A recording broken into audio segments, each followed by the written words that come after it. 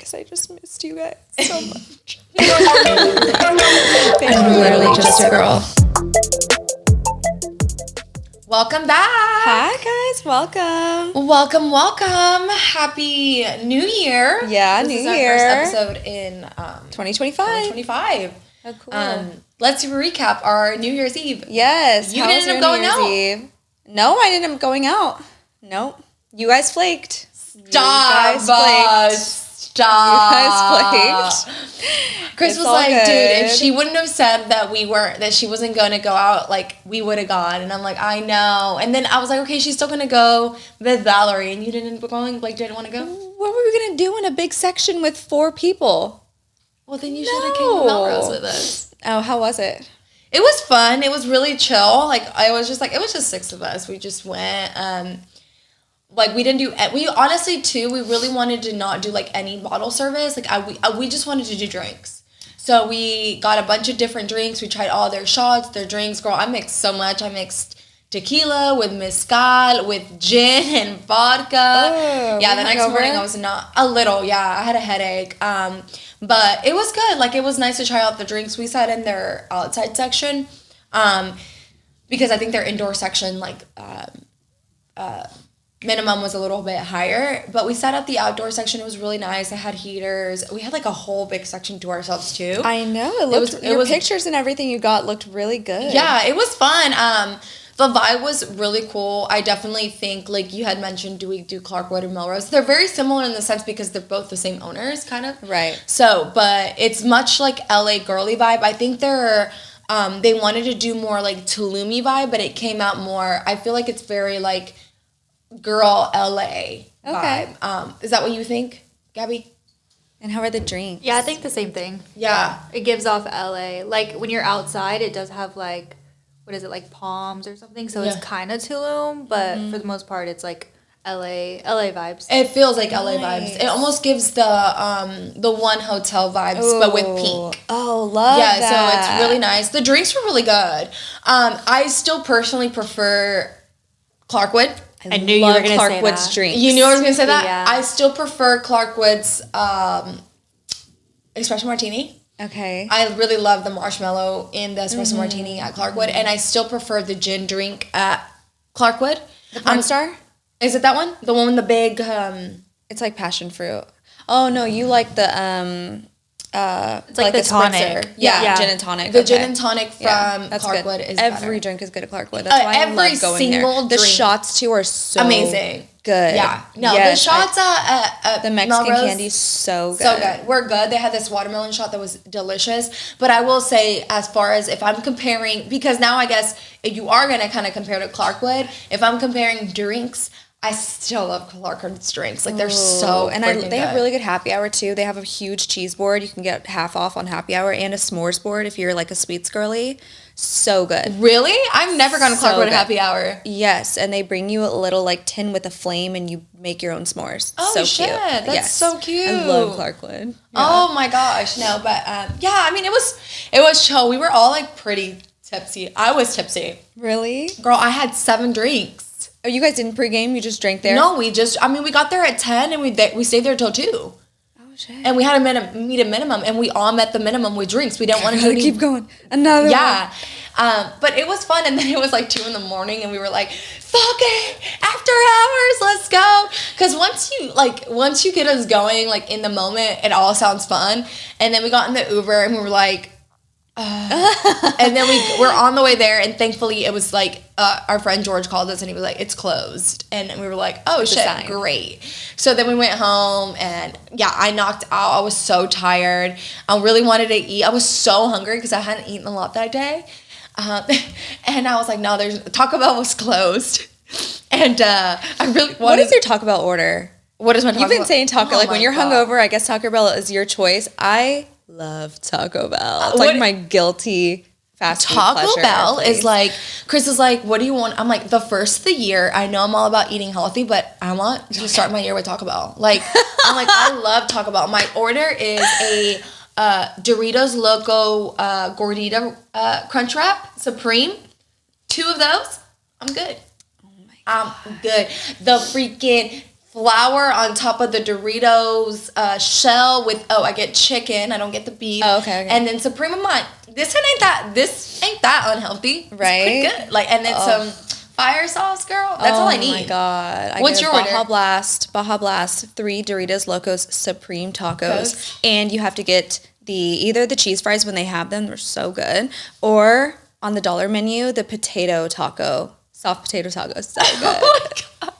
Chris gets the same order, 2 of the pizza things. Mexican pizza? Mexican pizzas. He loves his Mexican pizzas. Those are sold out for a long time. Yes. When they were sold out, we drove to different locations to find it. So his is 2 Mexican pizzas. But we didn't end up ordering Taco Bell because it was closed. So my ass went to our pantry and I got like a bag of popcorn that I had and a bag of little Doritos. I took it to the bed and I was like, Chris hates when I have bad breath at night. I'm going to wait till he goes to sleep and then I'll eat this. Girl, I didn't even make it. I just fell asleep and didn't eat anything. And yeah, but it was fun. It was chill. Like, we didn't really like dance or anything, but it was a good time. Like, it was a fun time. Good. I can't believe you didn't go out. No. When I texted you the next day and you're like, I didn't go out, I was like, are you serious? No. You should have come out with us. I honestly, I got home at like 6, maybe 6 from work.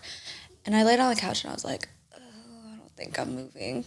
I don't think I'm moving. I don't feel like getting up, getting ready, taking another shower, getting ready, putting heels on. I was like, I think I'm just going to order Taco Bell and stay home. So I ordered Taco Bell. Oh, what time did Blake get off work? He got off late. He got off at like 9:30. Oh, okay. And by the time he got home, I was just like, I really want to stay home. We ended up going to one of our really close friends' house. They live like 10 minutes from us. We went there just for midnight, and we came right back home. Like, I was so tired. I don't know. Lately, I've just been like, in this thing, I just like, I'd rather stay home with my cat and my dog. Yeah, I know what you with my cat and my dog. But also, like, you guys live a little bit farther away, so it's kind of nice. Oh my God, it's an hour to go to Houston. So yeah. But also, I was like, I'm gonna get it all out of my system for my birthday. So I was like, let me stay home, tone it down. Birthday weekend, I'll go hard and have. This is your birthday weekend. Yeah. Are you excited? Yeah, I'm excited. You're like, yeah, you're leaving to Vegas. Yes, I'm going to Vegas Thursday. Yeah. Through Saturday. Yeah, coming back Saturday. It's just a quick trip to Vegas. I mean, Vegas, you only need like 2 days, honestly. Yeah. I know when you texted, I was like, man, I really want to go. But we have that event Saturday with Where Moss. are you going? So this gym called Vice, it's a friend of ours. The guy actually, he coached me for my last show. So they're opening up a gym in the Heights. So they're doing a grand opening and they're having like different vendors and Moss is going to be one of the vendors. Nice. So we have to be there. I have to be there. But when you texted, you're like, hey. Hannah texted me and Gabby and we're like, hey, do y'all want to come to Vegas? We're leaving Thursday. I was like, bitch. I was like, dude, do I want to go? Absolutely. But then, girl, if it's stuff like that, I got to butter up my man. It takes more than a week to butter up my man. It was last minute.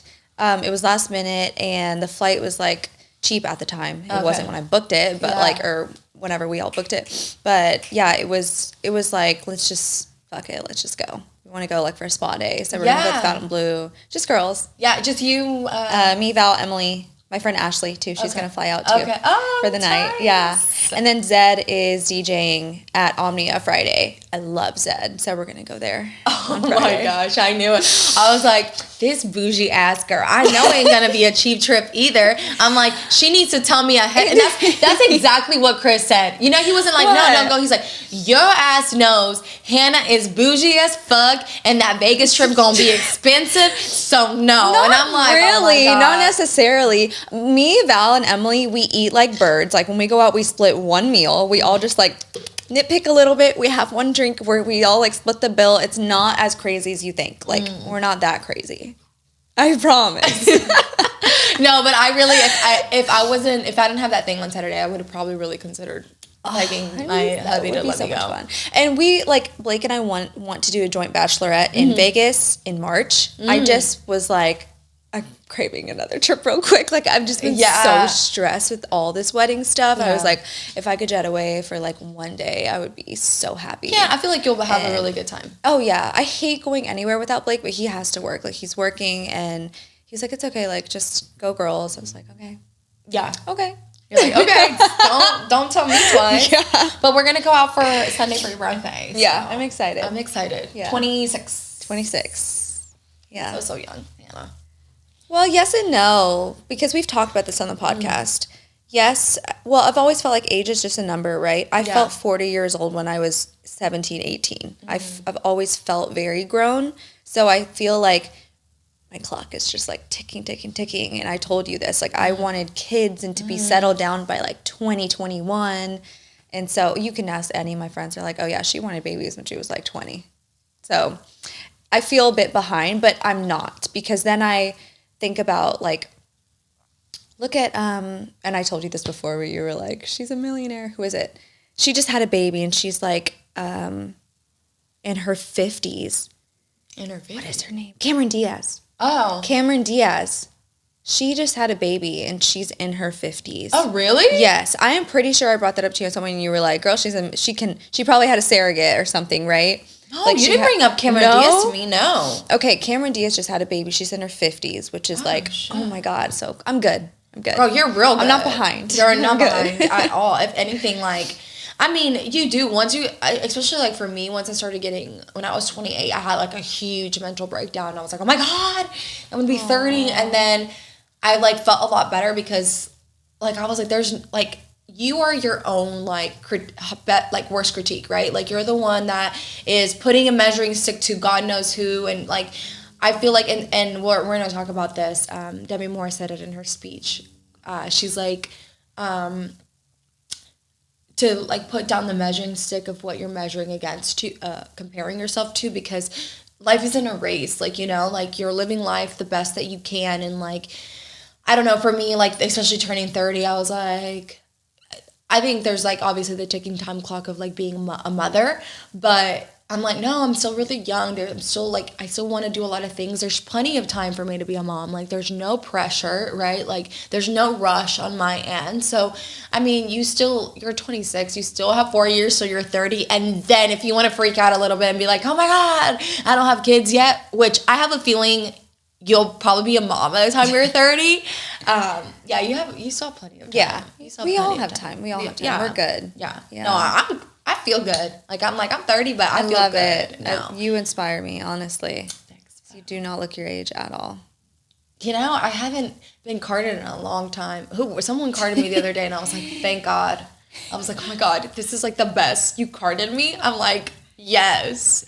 But you know, have you ever watched TV and you're watching these movies and they're like, they're playing like 20-year-olds, right? And I'm like, that's 28? I'm like, she look old.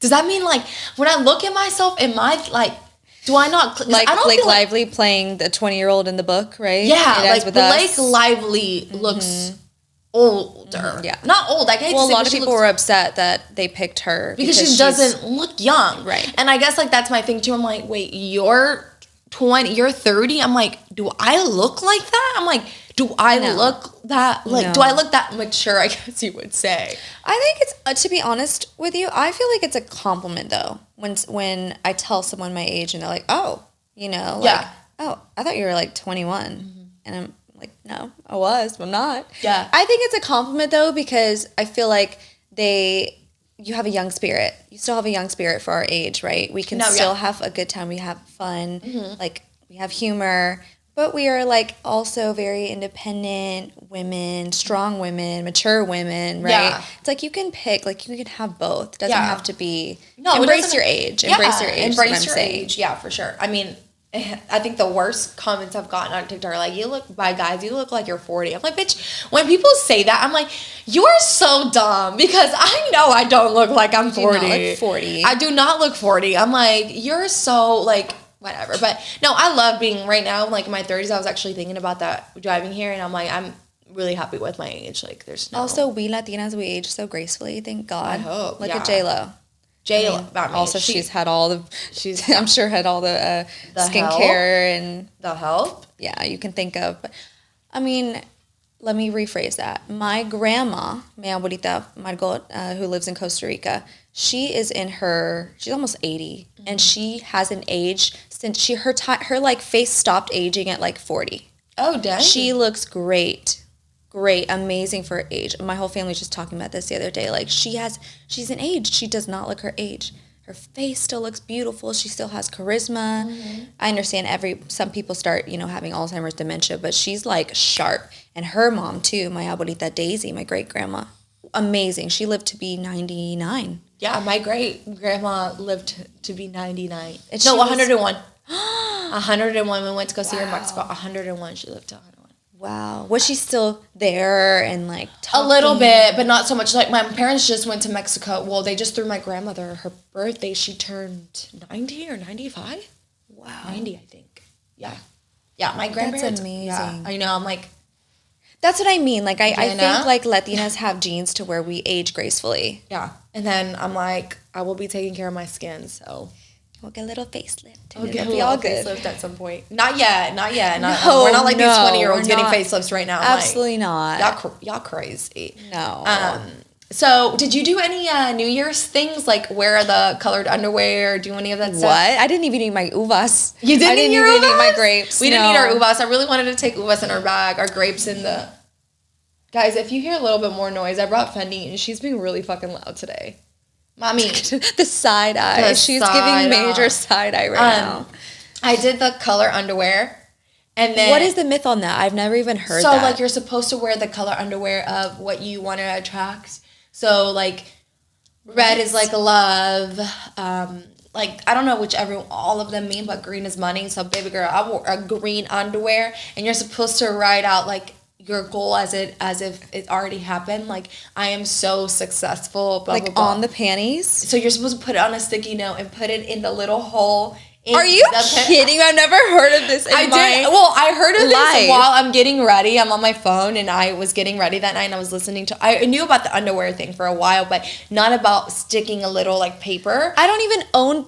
I only own thongs. I don't have any regular panties. No. In your thong. In your thong, you know how there's a little flap? In my coochie. No. You know how there's a little flap in your thong? Yeah.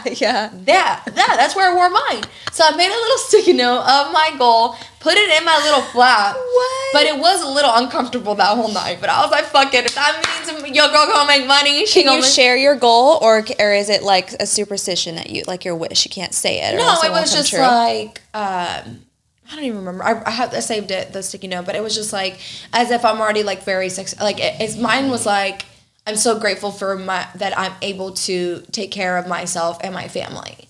Like that was mine. Like It just was about like being it was like financially free, being able to take care of myself and my family. Okay.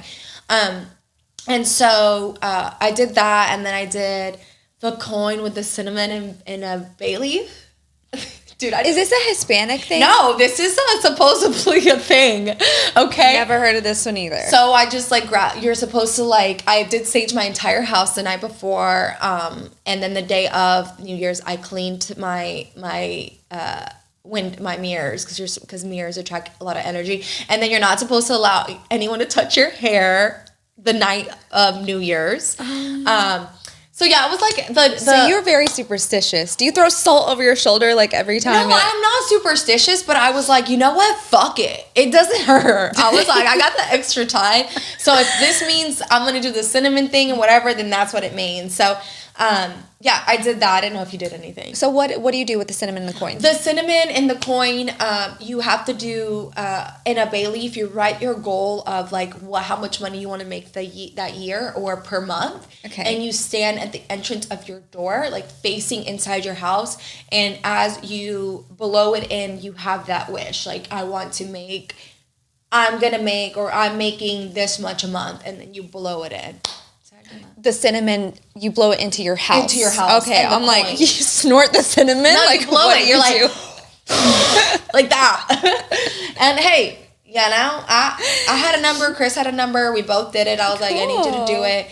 So he was like, you're crazy. The night before I made him drive to get me bay leaves at Kroger. He was like, are you serious? I'm like, I need this. I'm like, I need you to give me cinnamon sticks. Let's manifest it. He's like, for what? What are you making? I'm like, don't ask questions, Bobby. Just bring it. Okay?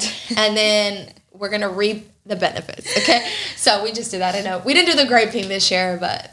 All right. We got 365 days. Yeah, we'll see. I wish you luck. Thank you, baby girl. Because if I make it, you make it. All right. Okay. So, anyways, we left off on movies we're gonna watch. Yes. Did you watch Heretic? I watched Heretic. Okay. I watched Heretic. It was very intriguing, very good. I loved the two girls that played the the actresses that played those two roles. It was really good. Very knowledgeable. Like when he said the facts about like Monopoly and stuff, I was like, oh my God. Yeah, and, I told you. We were fascinated while listening to the facts about religion, stuff like that. Very intriguing, very interesting. I wasn't expecting the twist of, spoiler alert, I'm going to like explain the whole movie basically, but I didn't understand the twist about the prophet, like the lady that was in the basement. It kind of started getting weird towards that. So he was basically saying like, wait, hold on, I'm trying to think. Because the lady was, she was like supposedly came back to life, right? And like, but it was staged. But he was kind of saying like, wait, what was he saying by that, Gabby? He was saying it was a miracle. Like he's going to prove to them that this prophet has the truth about religion and is going to go to the afterlife and then come back and explain what she saw. Right. Yeah.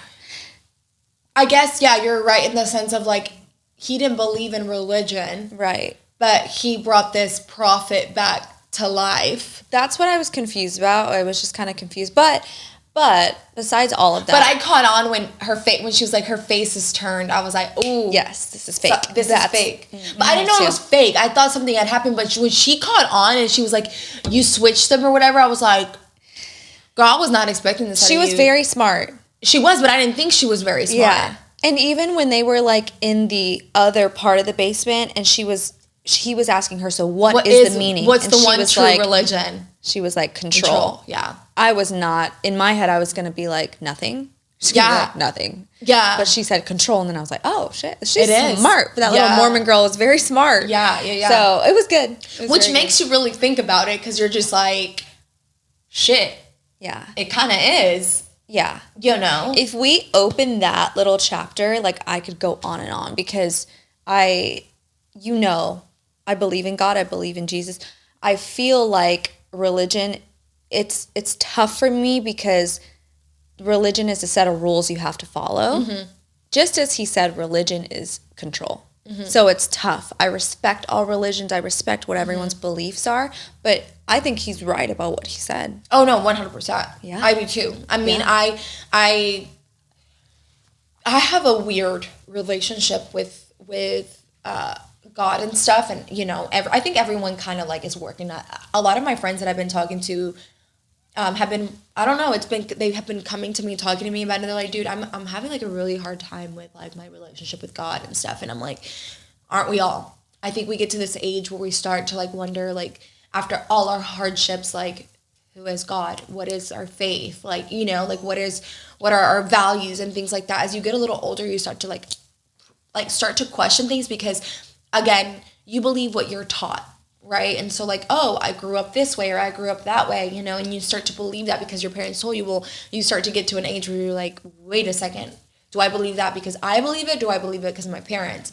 But I don't personally believe in religion either. Like, I think everything is like your own relationship with whoever you believe in. I think that's what, for me, is what's important. I do agree, like, a lot of religions have their own sets and rules of things, and if you don't follow them to perfection, then you won't go to heaven. Don't believe in that. Or you're doing things, and I'm like, I will say this, and like, obviously, if you guys want us to talk about things like this, we may open up and talk about it on the Patreon, because it's a little bit more of a sensitive subject. But I have been around it all. Okay, I've been around people who are not. I've been around people who are in the middle, and then I've been around people who are very religious, and then I've been around people who believe in witchcraftery, who have seen witchcraftery. Which is real. Which is 100% real. Very real. I have literally witnessed it with my own eyes as well. Me too. And it's very scary. Which is why I believe in God, because I know he's real, because if witchcraftery and evil is there, then there is goodness in God. That is what I believe. So for people who do believe in that witchcraftery, it's terrible, because why? I don't want to question, but they believe in this. How do you not believe a goodness then? Yeah. Right? Right. That's kind of my thing. Yeah, absolutely. But I mean, like I said, I've seen it all. So it's just like I have my own relationship with it. Chris has his own relationship with it. So we're not going to talk about Chris's relationship with God because that's a whole different thing. Everyone's gotten to witness it. Are you guys very different in your views? Oh, absolutely. Really? Very, very different. Wow. He will not step foot in a church. So, wow. So how do you guys navigate that, being a married couple? I feel like one of the biggest things that I've learned in the last year, honestly, last 2 to 3 years, is like we grew up together, so a lot of our values and opinions have been one. And I think as we've grown as people, our values have stayed the same, right? Because if your values change, then that's where your relationship gets hard, right? You both have to have similar values in the sense of like, what do you prioritize in your life, like your relationship, your family, blah, blah, blah.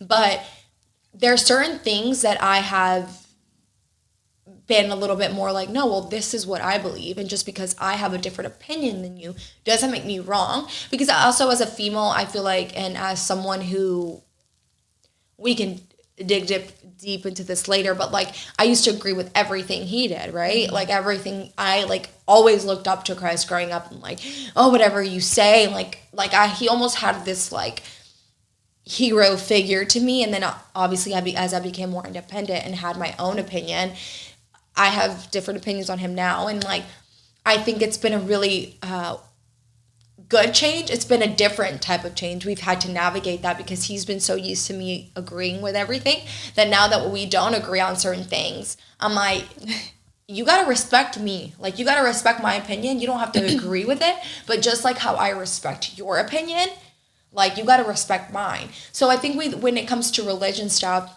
he's never, like, thankfully, even though he has his own beliefs, he's never been like,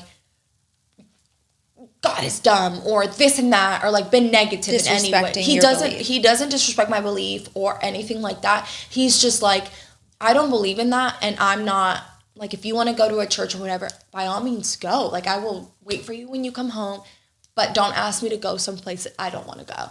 And so, like, I think that's, like, you have to learn to respect each other, and you also have to be okay with, like, there's going to be things that you don't agree on. Now, if we have children, do I think that that's going to be a little bit complicated? That was my next question. I do. But I was going to ask if you were comfortable discussing that. Because that's tough. Yeah, like, but I don't think that I would raise my kid in a church. Like, it's not for me. I don't think it's for me. I don't think it's something that, like, I want to do. I do want to teach my children, obviously, that there is a greater, higher power, right? But, like, do I want them to grow up in a church, like, place? No, I don't. I think you want to give them free will. I want to give them free will. They need to have, and I want them to do their own research, whatever they believe in. Now, I will say something with the movie. It's like the more, and Chris and I actually discussed this, it's like, I've heard it time and time, like, the more you research about God and you research all these religions, the more, like, what's the word? The more, what did he say? The more lost you feel, because now you don't even know which one's right? Because every single one is teaching you different things. And that's why I think it's important to do what, like, you believe in, right? And, like, it's like politics.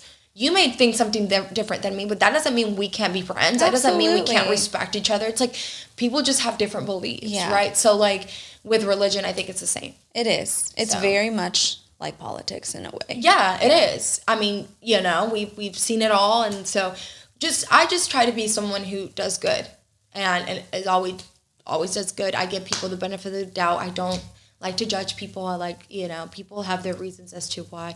Obviously, we come on here and we talk about pop culture. What do you think about Demi Moore and Kylie Jenner? Like, pop culture is just different than, like, you know, I mean, I hope everyone understands when we talk about pop culture and stuff, it's like everyone's doing the best that they can. We're giving our opinions. Yeah, but I'm not sitting here and be like, oh my gosh, she's stupid as hell. Like, I'm just I don't like her, right? If she was here in real life, like, I probably wouldn't be her friend, right? Like, right. So, but yeah, we can. If you guys want an episode, we can definitely, if you're comfortable, do 100%, an episode. 100%. But yeah, it's just gonna be a very, like, extensive It is. It is. Yeah. It is. Okay, so then moving on.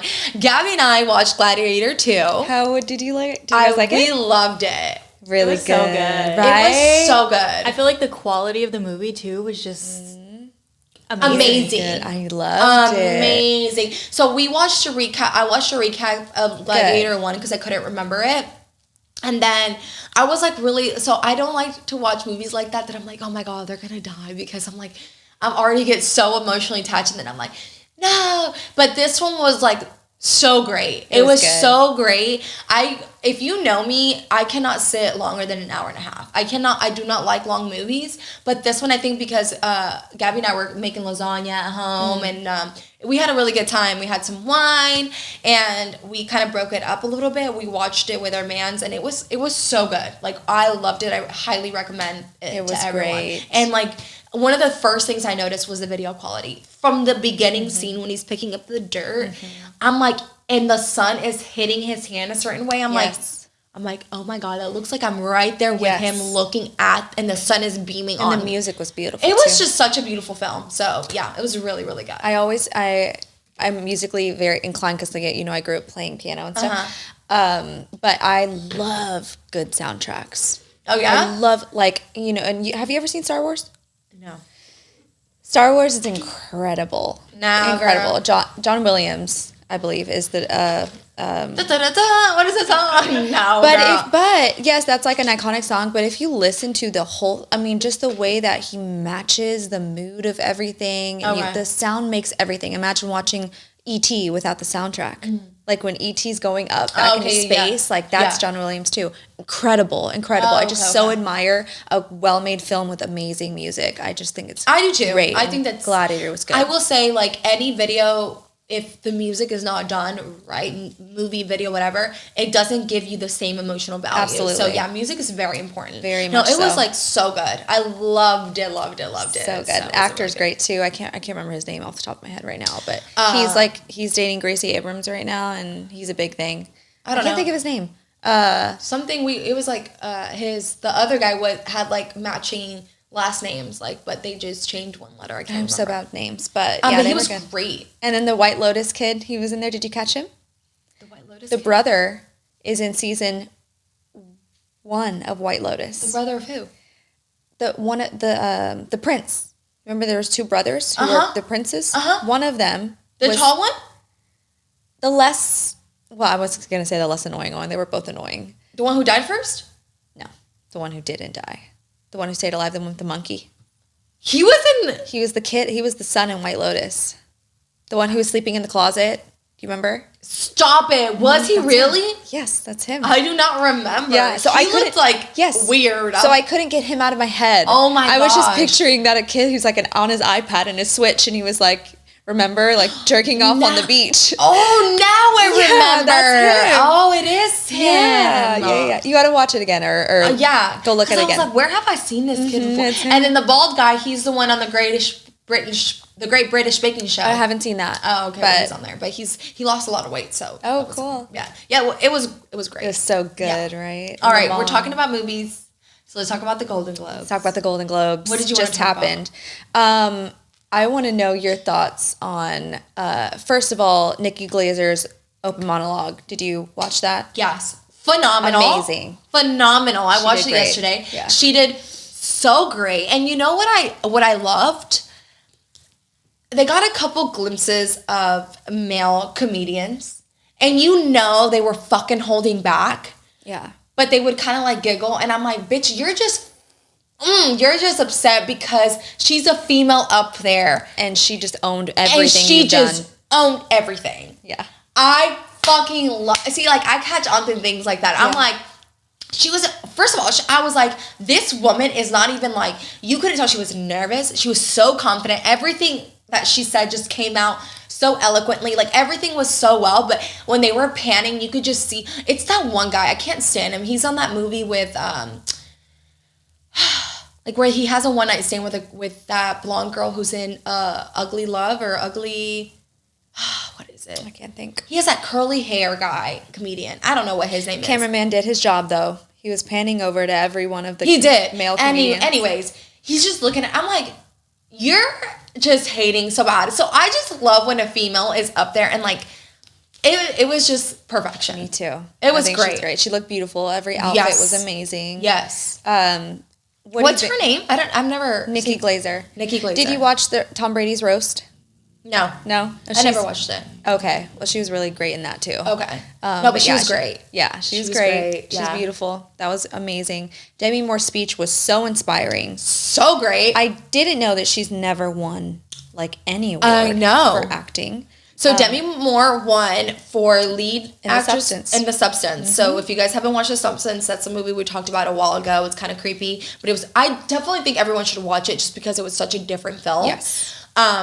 But her speech again talks about age, talks about how one of her old producers or directors had said that she was only going to be like a one-night wonder, like she was never going to go far with her career, and then this crazy substance dialogue came, or what is it called? Not a dialogue, but like a script came on her desk, and like she's winning an award for it at her age. Yes, like, at her age. Incredible. Loved it. And I loved how what you had mentioned, how she said how, you know, you're never going to measure up to anything until you put down the measuring stick, and you are enough once you put it down. So inspiring. Love it. She's stunning. She's beautiful. At her age, she's accomplished this, and I'm just so proud. I don't know her, but I'm so proud of her. It's just great. So refreshing too when we were watching the movie, like as someone who's like in social media and who does like have a measuring stick, and you're always comparing yourself and your bodies and the perfections, like to see her in The Substance raw, because you saw her naked multiple times.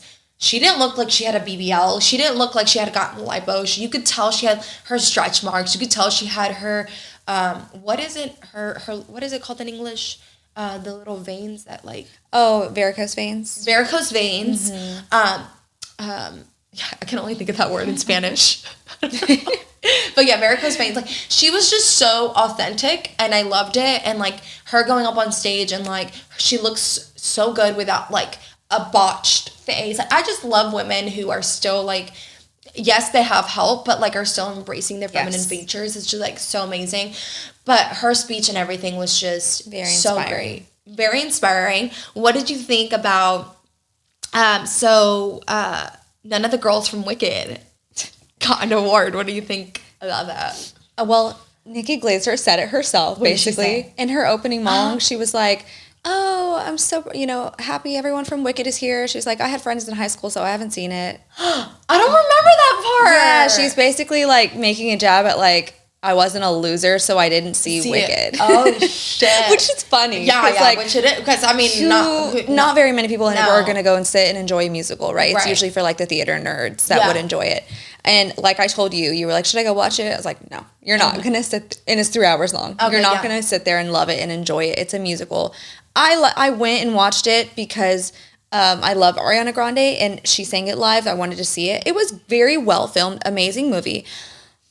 Would I watch it again and again and again, like a lot of the theater nerds and people who are obsessed with theater would? No.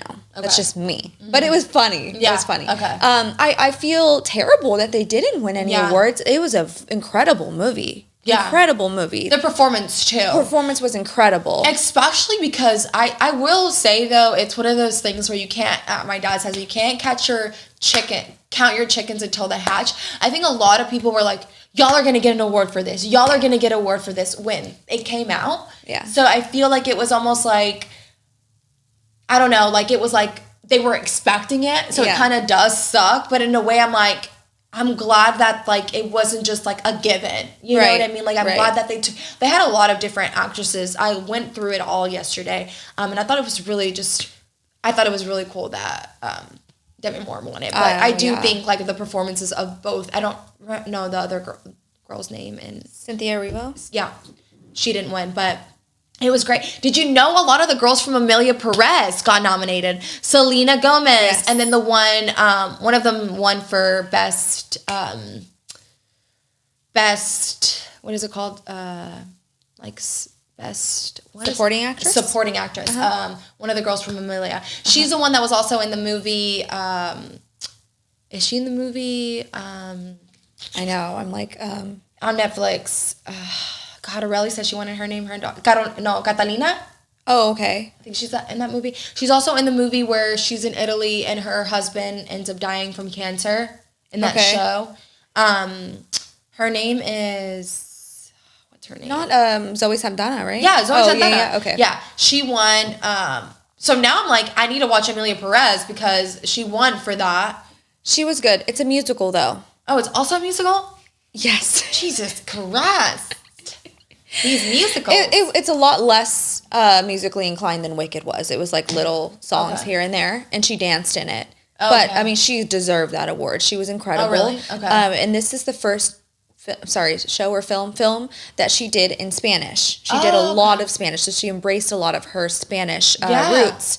And, she's done Avatar. She's done a lot of other things. All in English. Yeah, all in English. So she really, because it's crazy because just today, or this morning when I was getting ready, I put on a variety interview. It was her. It was, what is her name?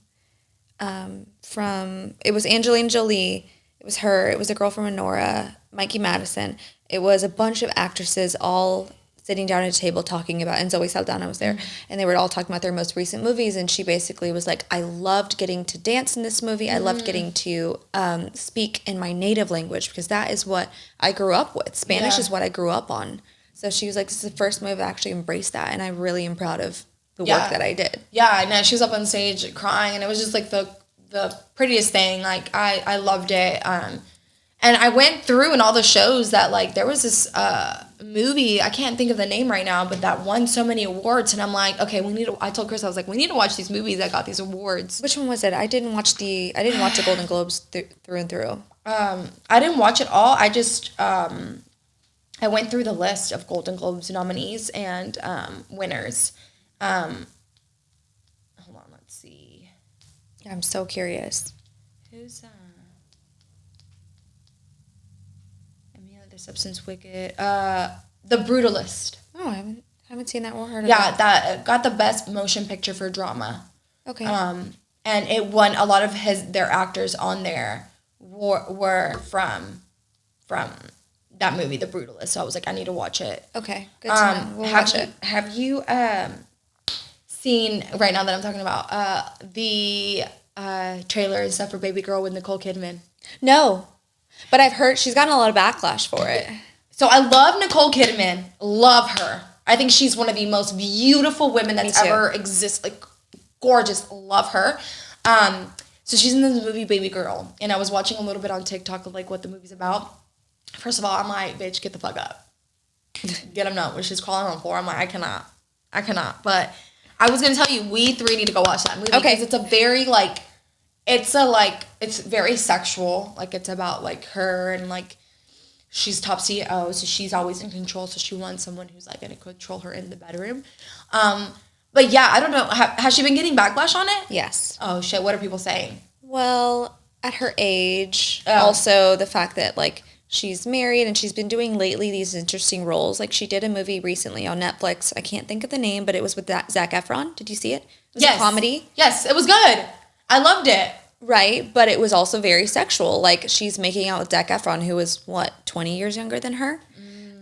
Same thing with this new movie, right? The guy's younger. Yes. Yeah. So that's what the running theme is, like, why are you doing all these roles recently where you're like a cougar?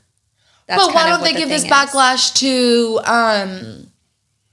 there's, like, 3 more movies out of, like, I will say the last quarter of 2024, there was like 5 movies out there where the women are like 3 times the age of these young men. The movie that got rated with, what's her name? Oh my God, I can't think. Princess Diaries girl. Oh, okay. Anne Hathaway? Yeah.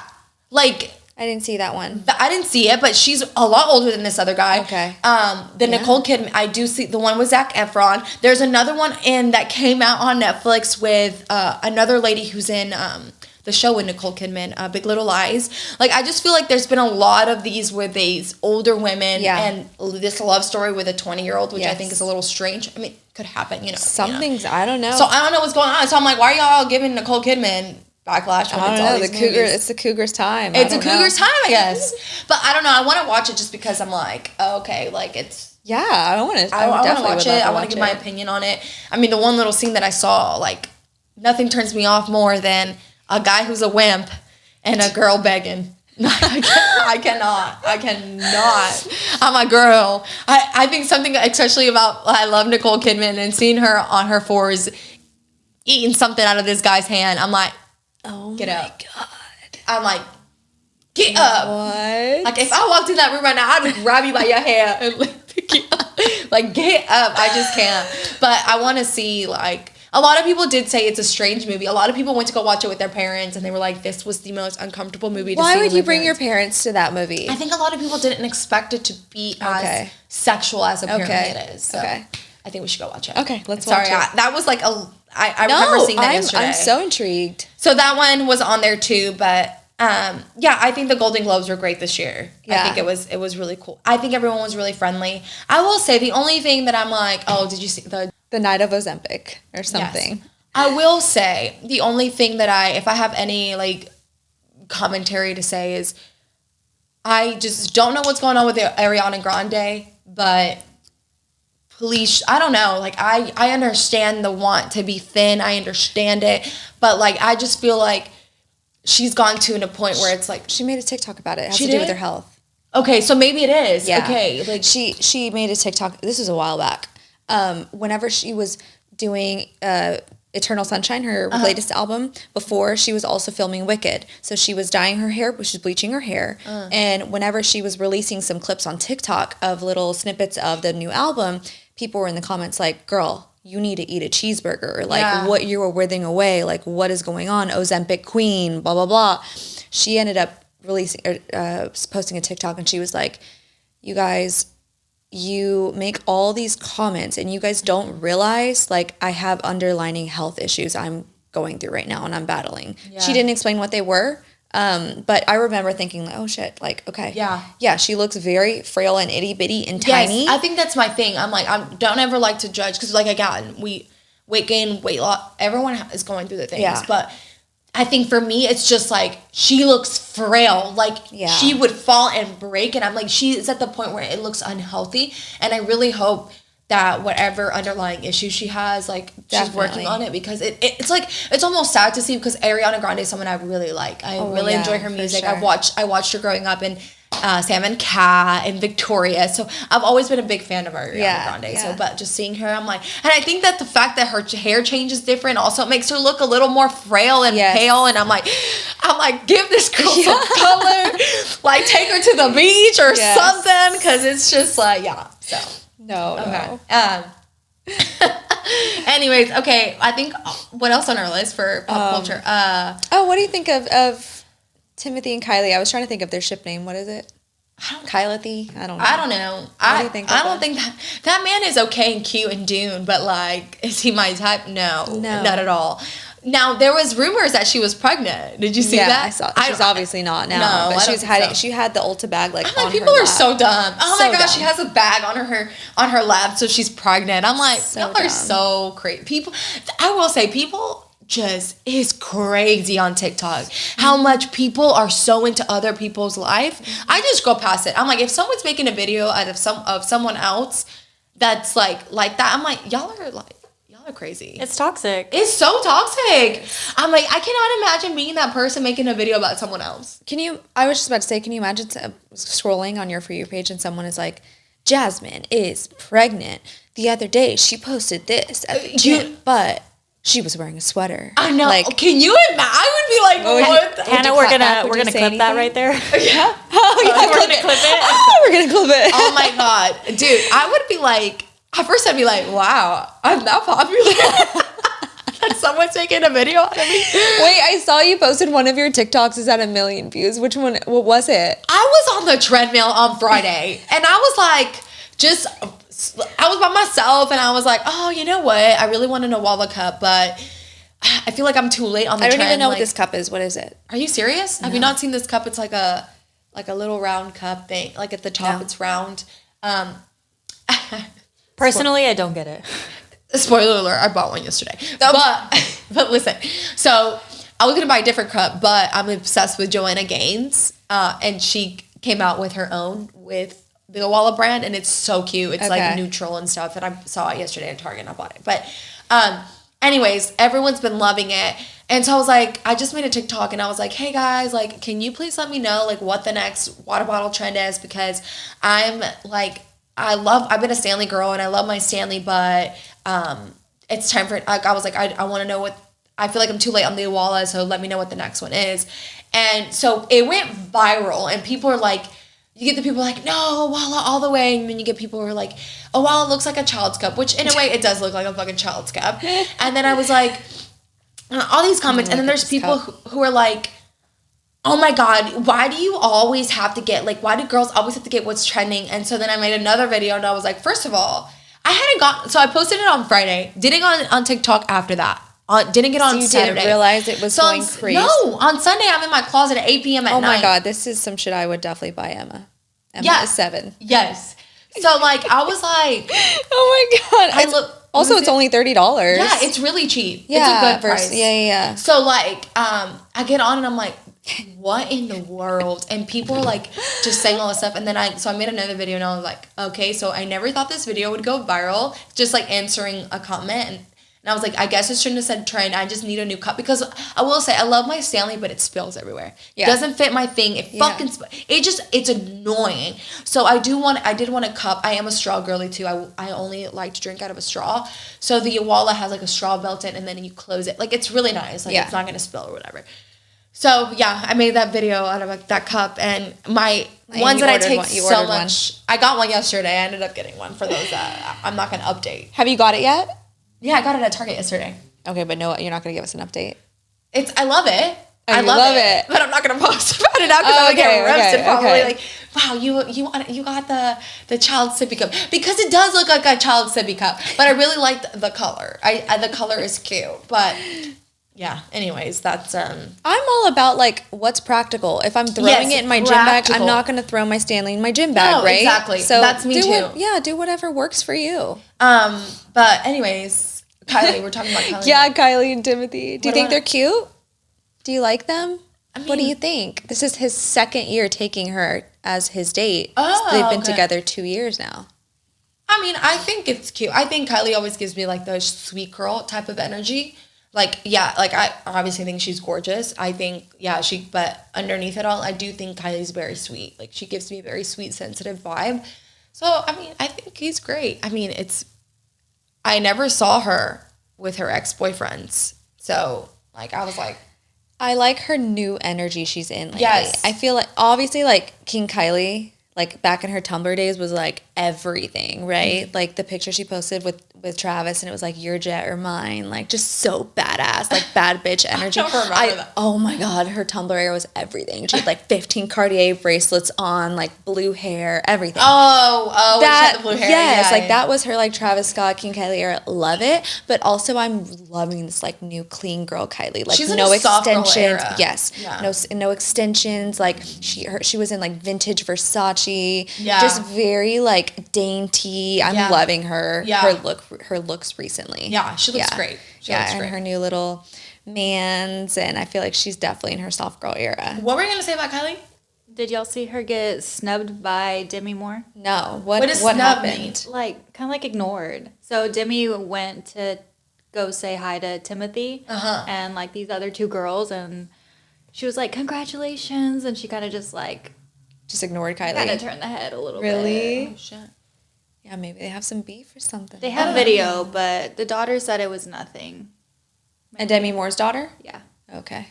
Well, that's how, like, apparently Selena Gomez went to somebody else's table and said, like, oh, she didn't want... Oh! That was a while back, though, right? Yeah. Was that a while back? Yeah. It was about Kylie, too, right?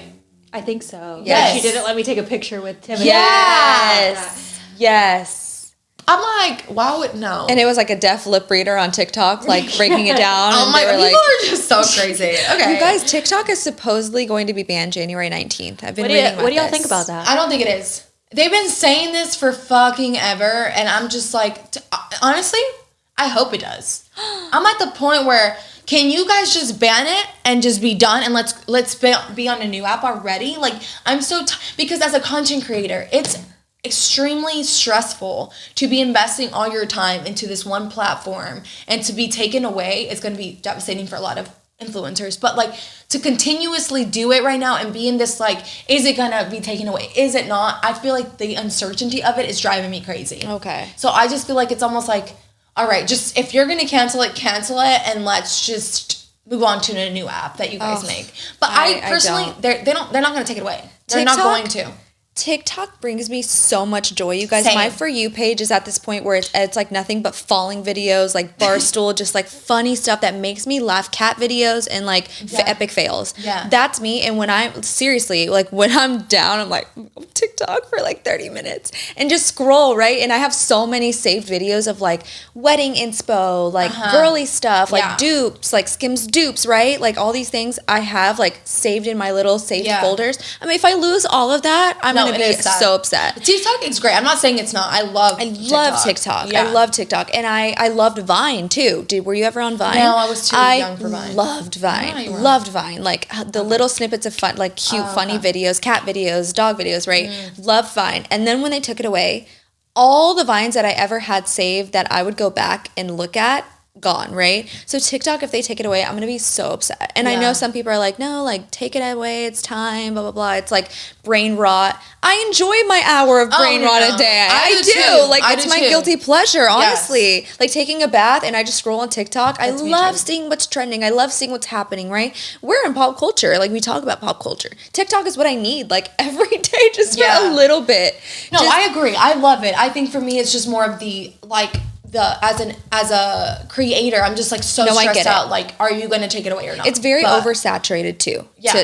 To become a new content creator on TikTok, I understand it's probably very tough to get in that headspace. But also think about the TikTok creators like Addison Rae, all these dancers, all these girls who make millions on their TikTok. Can you imagine it just gets shut down and there's your livelihood and everything you built too? Yeah. That is off. Like that sucks. It does suck. So I'm like, y'all need to stop with this back and forth if it's gonna go away or not. Because I mean, at one time a few months ago when they were like, it's gonna be, I think it was like in September that they were like, it's going away. True. Tons of influencers posted about it and how like upsetting it was gonna be for them. So it's like now again, I just feel like for me it's like, I need to know after January, are you staying or are you not? Right. You know? Right. But no, I love TikTok. I'm a big TikTok person too. I will say like I used to, before I started making content on TikTok, I actually love TikTok more because I was like, this is my platform where I can just like look at shit and I'm not on it. And dude, my shit was funny all the time. And now because like your stuff's not funny anymore. I'm like, yeah, because on my For You page is content that I need to make because all I do is like for and save for later. I'm like, so it's all girly stuff that you don't want to watch. And now it's like more of a work thing for me than it is as a like let me just leisure. Yeah, so I'll give you my login because my shit's so funny. Girl, give it to me because I need it. Kind of to segue into this, something I did want to talk to you about briefly was, did you obviously see what happened with the bombing in Las Vegas, the Tesla Cybertruck bombing? When that happened, literally, I was next to Blake and he was like, oh my God, look what just happened. This Cybertruck just blew up. Because I drive a Tesla and, you know, he was like, was this the battery? What's going on? Is your car going to be recalled? Blah, blah, blah. And we looked at the video and immediately I went to TikTok because, you know, TikTok gives you like the quickest. It's almost like Twitter in video form. It gives you the quick reactions of what's happening right now, a different point of view. Like when Trump's attempted assassination happened, I went to TikTok. TikTok had all the people that were there, like taking videos of what really happened. And that's when I found out someone was like, he's on the roof. And Secret Service didn't even notice that person saying that. It was a person on TikTok taking a video, right? I go to TikTok for everything. Yeah. So when the bombing happened, this was the day of New Year's, right? So New Year's Eve, obviously the tragedy happened in New Orleans, which I want to say to give my condolences to what happened, people that lost their lives. New Year's night, or technically day, it happened at like 3 a.m. That guy was from Houston. Yeah, I know. Yeah. And then the Vegas thing happened. And I told Blake right away, I was like, I'm really nervous about this marathon. It just popped in my head. And I wanted to actually talk to you about it, kind of off the podcast, but we're here and we're talking about it anyway. But I'm like very nervous. I'm so nervous to be I'm trying to avoid crowds and big things at all costs. Even going to Vegas was something I was very apprehensive about because I just feel like we're almost in this terrible time of all these like terrorism things happening. We're on terrorism watch. So I'm just so nervous. And that guy being from Houston is scary. Yeah, no, absolutely. I mean, I put it on there like end of the world because I wanted to talk to you about it because it's been, I will say, like, it's been very scary. Like, and I'm on TikTok and Chris is not. And I will say, like, I think that's really hard too about, like, I'll take it back. Like, I don't want them to take away TikTok. I want them to make their decision, but, like, TikTok's same for me. It's, like, where I watch my latest news, what's going on, like, and I'll go into, like, holes sometimes.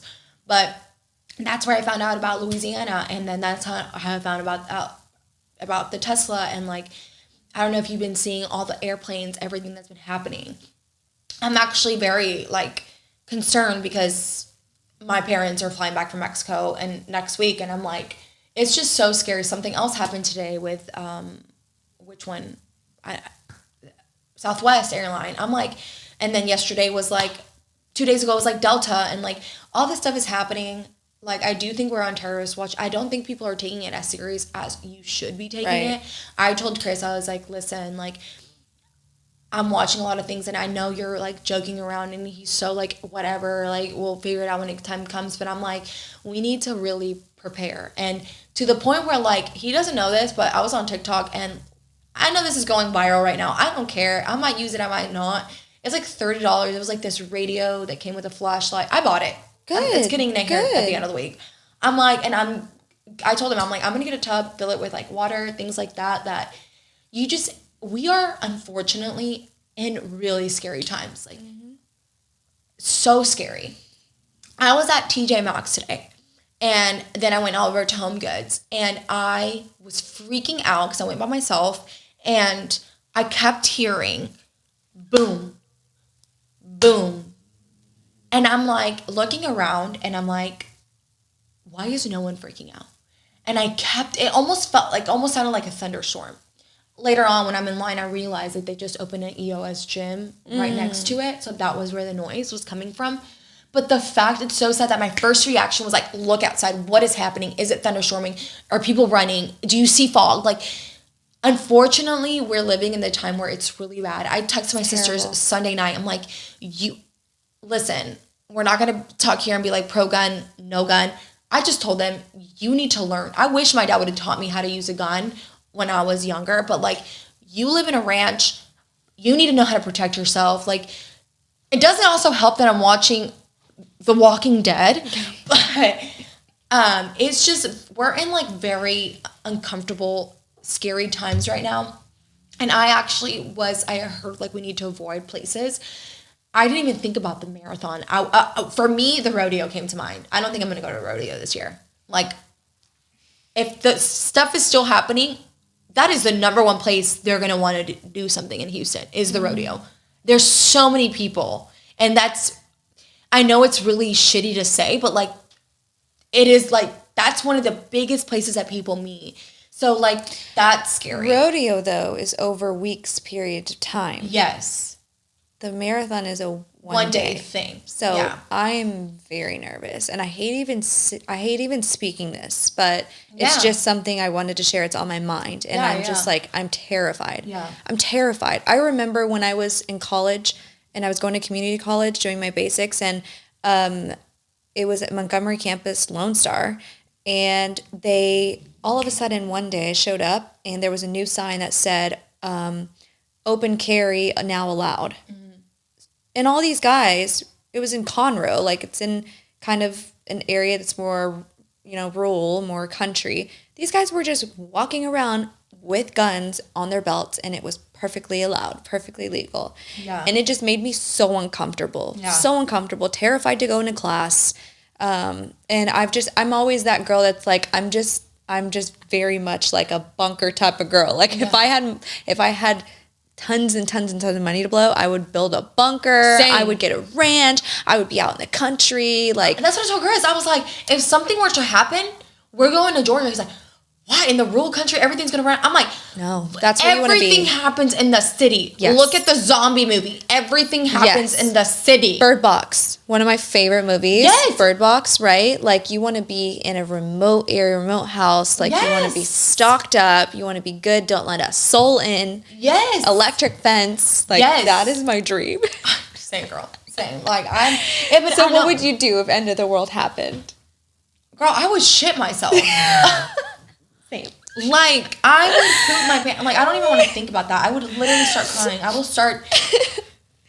I mean, it is really sad. Like, it's what we're going through right now is not like even like joking matters. Just like, I was in a hole where I'm like, people are talking about like prophets and what they're talking about. There's this guy on YouTube that like apparently everything he says or has said has come true. Oof. That God has told him. And like, I don't want to be down that road because I don't want to be more anxious than I already am, but I also don't want to be someone who lives in a world where it's like I'm unprepared. That's what causes anxiety, is being unprepared. Right. People that are prepared, I promise you, they don't have as much anxiety as we have, right? Yeah. So I'm all for it. And even Blake the other day was like, no, I think it's time that we like make our house more secure. Yes. Yeah. And I was telling Chris, I was like, we need to make our house more secure.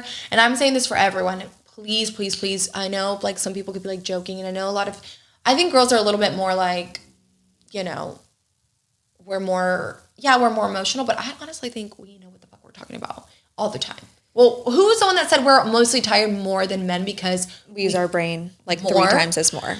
I'm like, listen, even if your guy thinks you're crazy, do it on your own. Get a tub. He will thank you later. Get waters. I heard a woman, she was like, get waters, get batteries, supplies, flashlights, just have it stockpile. Canned food. Another girl was saying she was in a line getting bagels the other day with other women who are just waiting for their bagel order. Some guy comes in and he's like trying to make conversation with a girl, and she's like not trying to have a conversation because she's like, I'm trying to leave for work. And he's like, it's all right. Like our time's about to come and you're not going to have a say in anything. Ooh. Apparently, guys are thinking times are coming where they're going to be able to do whatever the hell they want to women. Like, it's just, they are talking about a new type of slavery. And what's the new type of slavery? Sex slaves.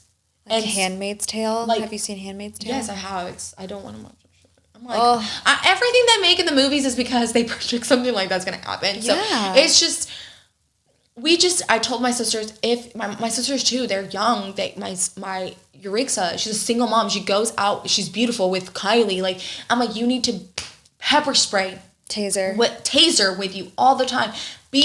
Don't be on your phones. Be pay attention to your surroundings. Absolutely. Like alert all the time, especially in the times we're right now. And I would say like avoid places, avoid traveling right now, especially like just right now that things are happening the first 3 months. Like, I mean, they do say like it is a terrorist attack. People are coming out and going to attack, and something like 8,000 Americans are going to die. Like, it's just really scary what I'm hearing. So like, just be prepared. Now that you're talking about the marathon girl, I don't know. We're going to have to talk about this afterwards and see what we're going to do. Because I know. I'm terrified. I'm very scared. And it's sad that we live in a world where I'm scared to go to the movies, scared to go to the grocery store, scared to go. Yeah. Thank God I don't have to fill up my car anymore. Like, that was a big reason why I got an electric car, is I hated going to the gas station. Yeah, I don't go. The amount of creepy men that have come up to me, disgusting. I hate going to the gas station. Yeah. So it's scary to be a woman in this world. It is very, very, very scary. We were going to talk about, speaking of being a woman and the shit we have to go through. Yes.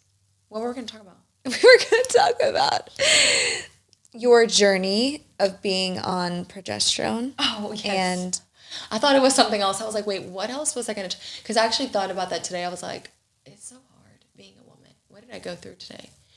Just like emotions, first of all. Just like everything we go through. Like, I'm also on my period today, and it's just like everything's so much harder. But yeah, I wanted to talk about, because I know a little bit about your anxiety like background, but I know people don't. So I want to go a little bit more into that. And also for the listeners that are listening who are going through anxiety. So I've had anxiety growing up all the time. When was the first time you think you experienced anxiety? I mean, girl, I'm the oldest. I witnessed very traumatic events. I had to grow up really fast. I had to be the mom of my family very fast. I was like 8 years old, making sure my mom got to bed at 2 a.m. when she was smoking out. Like, I don't even remember the first time that I got anxiety, but I've had anxiety for as long as I can remember. But when it got really bad, it was like a few years ago when I was like waking up wanting to throw up. Like, the first thing I was like, I would just have so much crippling anxiety where I wanted to throw up. And so that's when I decided that I was like, okay, I'm going to get on medication because maybe this will help. And when was that you started the medication? I started medication in 2023.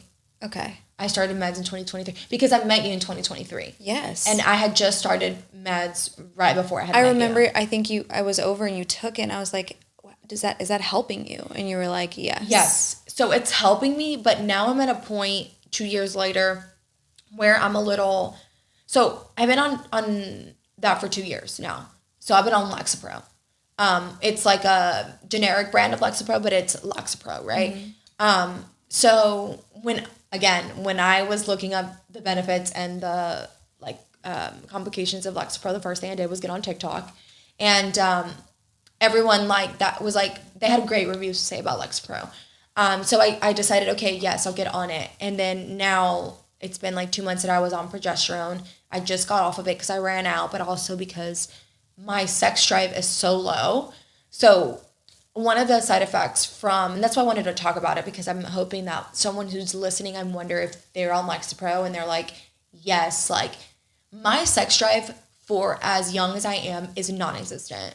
And especially the last few months, it's been like non-existent. I have to force myself. And like, I guess it's not like force myself, but I have to really like zone everything out. Really like, and not even foreplay, because I'm not a big foreplay, but like make out with Chris. Like, I have to like get into the mood. Whereas before, like, I mean, I'm young. I could get into the mood. You would initiate. Yes. And you would want to. And now it's just like, I'm like concerned. Not concerned because our relationship's bad, but like, because we have a very open, we talk about it all the time. And, you know, it does. He's like, I know you're going through things. Like, my sex drive right now is not that high either. So it's okay. Like, but like, I'm concerned for myself because I'm like, I shouldn't be at a point where I'm not horny. It's not normal. It's not normal. So, one of the side effects of Lexapro is low sex drive. Well, on progesterone, I think it's also low sex drive, and I can't have an orgasm.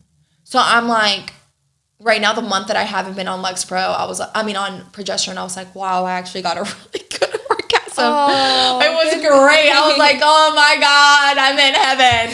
But listen, the anxiety meds have helped a lot. And I am a little bit nervous of like getting off of them, because... Is that your plan?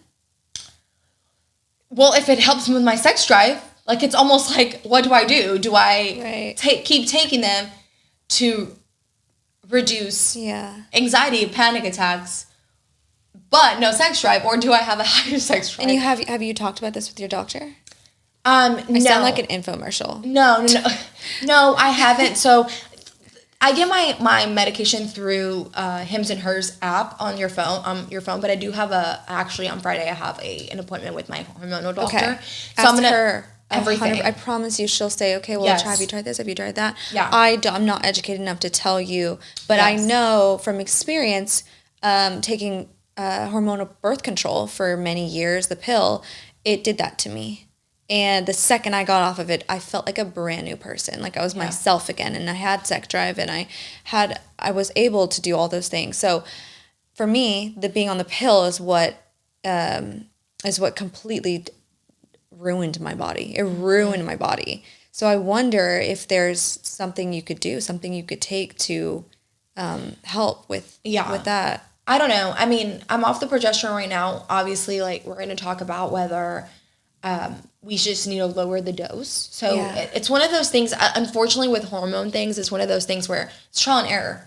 You have to go through several months of being a little crazy. I hate to say it. in order to find out what works for your body. Right. I will say the progesterone, though, I was having terrible IBS with my periods all the time. And then now that I started the progesterone, it really helped because right now I'm not on it, right? And my stomach's been hurting a lot again. Wow. So, and that's one of the things that she said it was going to help me on. Like progesterone's going to help a little bit with IBS and SIBO, which is what I have. And so now I'm like, okay, well, I kind of want to go back on the progesterone, help me out a little bit with my period cramps and everything.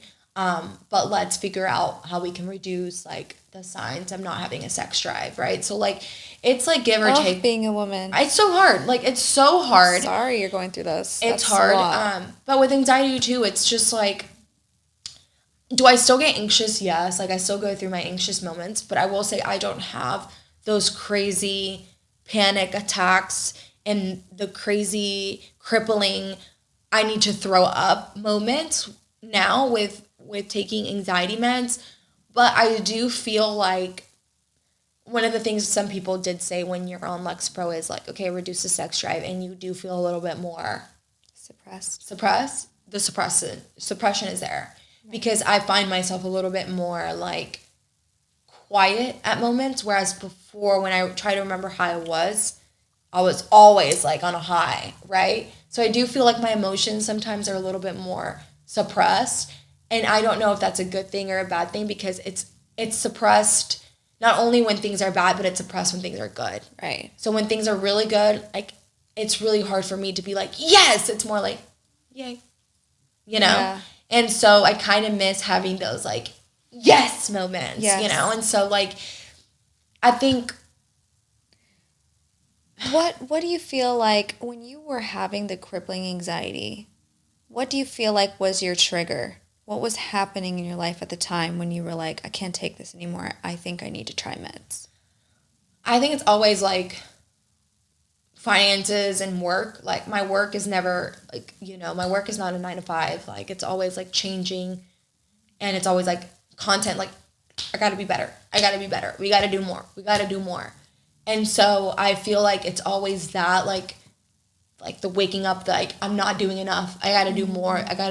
And I mean, that's even worse now, right? Because now I have Moss and like things have to be better. We need things better. We need blah, blah, blah. So like, I think that's always going to be a part of my life.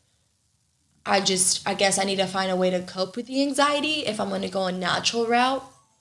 But now I'm afraid of coming off meds and being like, can I cope with the anxiety on my own? Understandable. Yeah. Very. Have you? Because you deal with anxieties. Severe. So how's yours? Like, what's your trigger? Like, when you're having anxiety, what is it? Is it crying? Is it?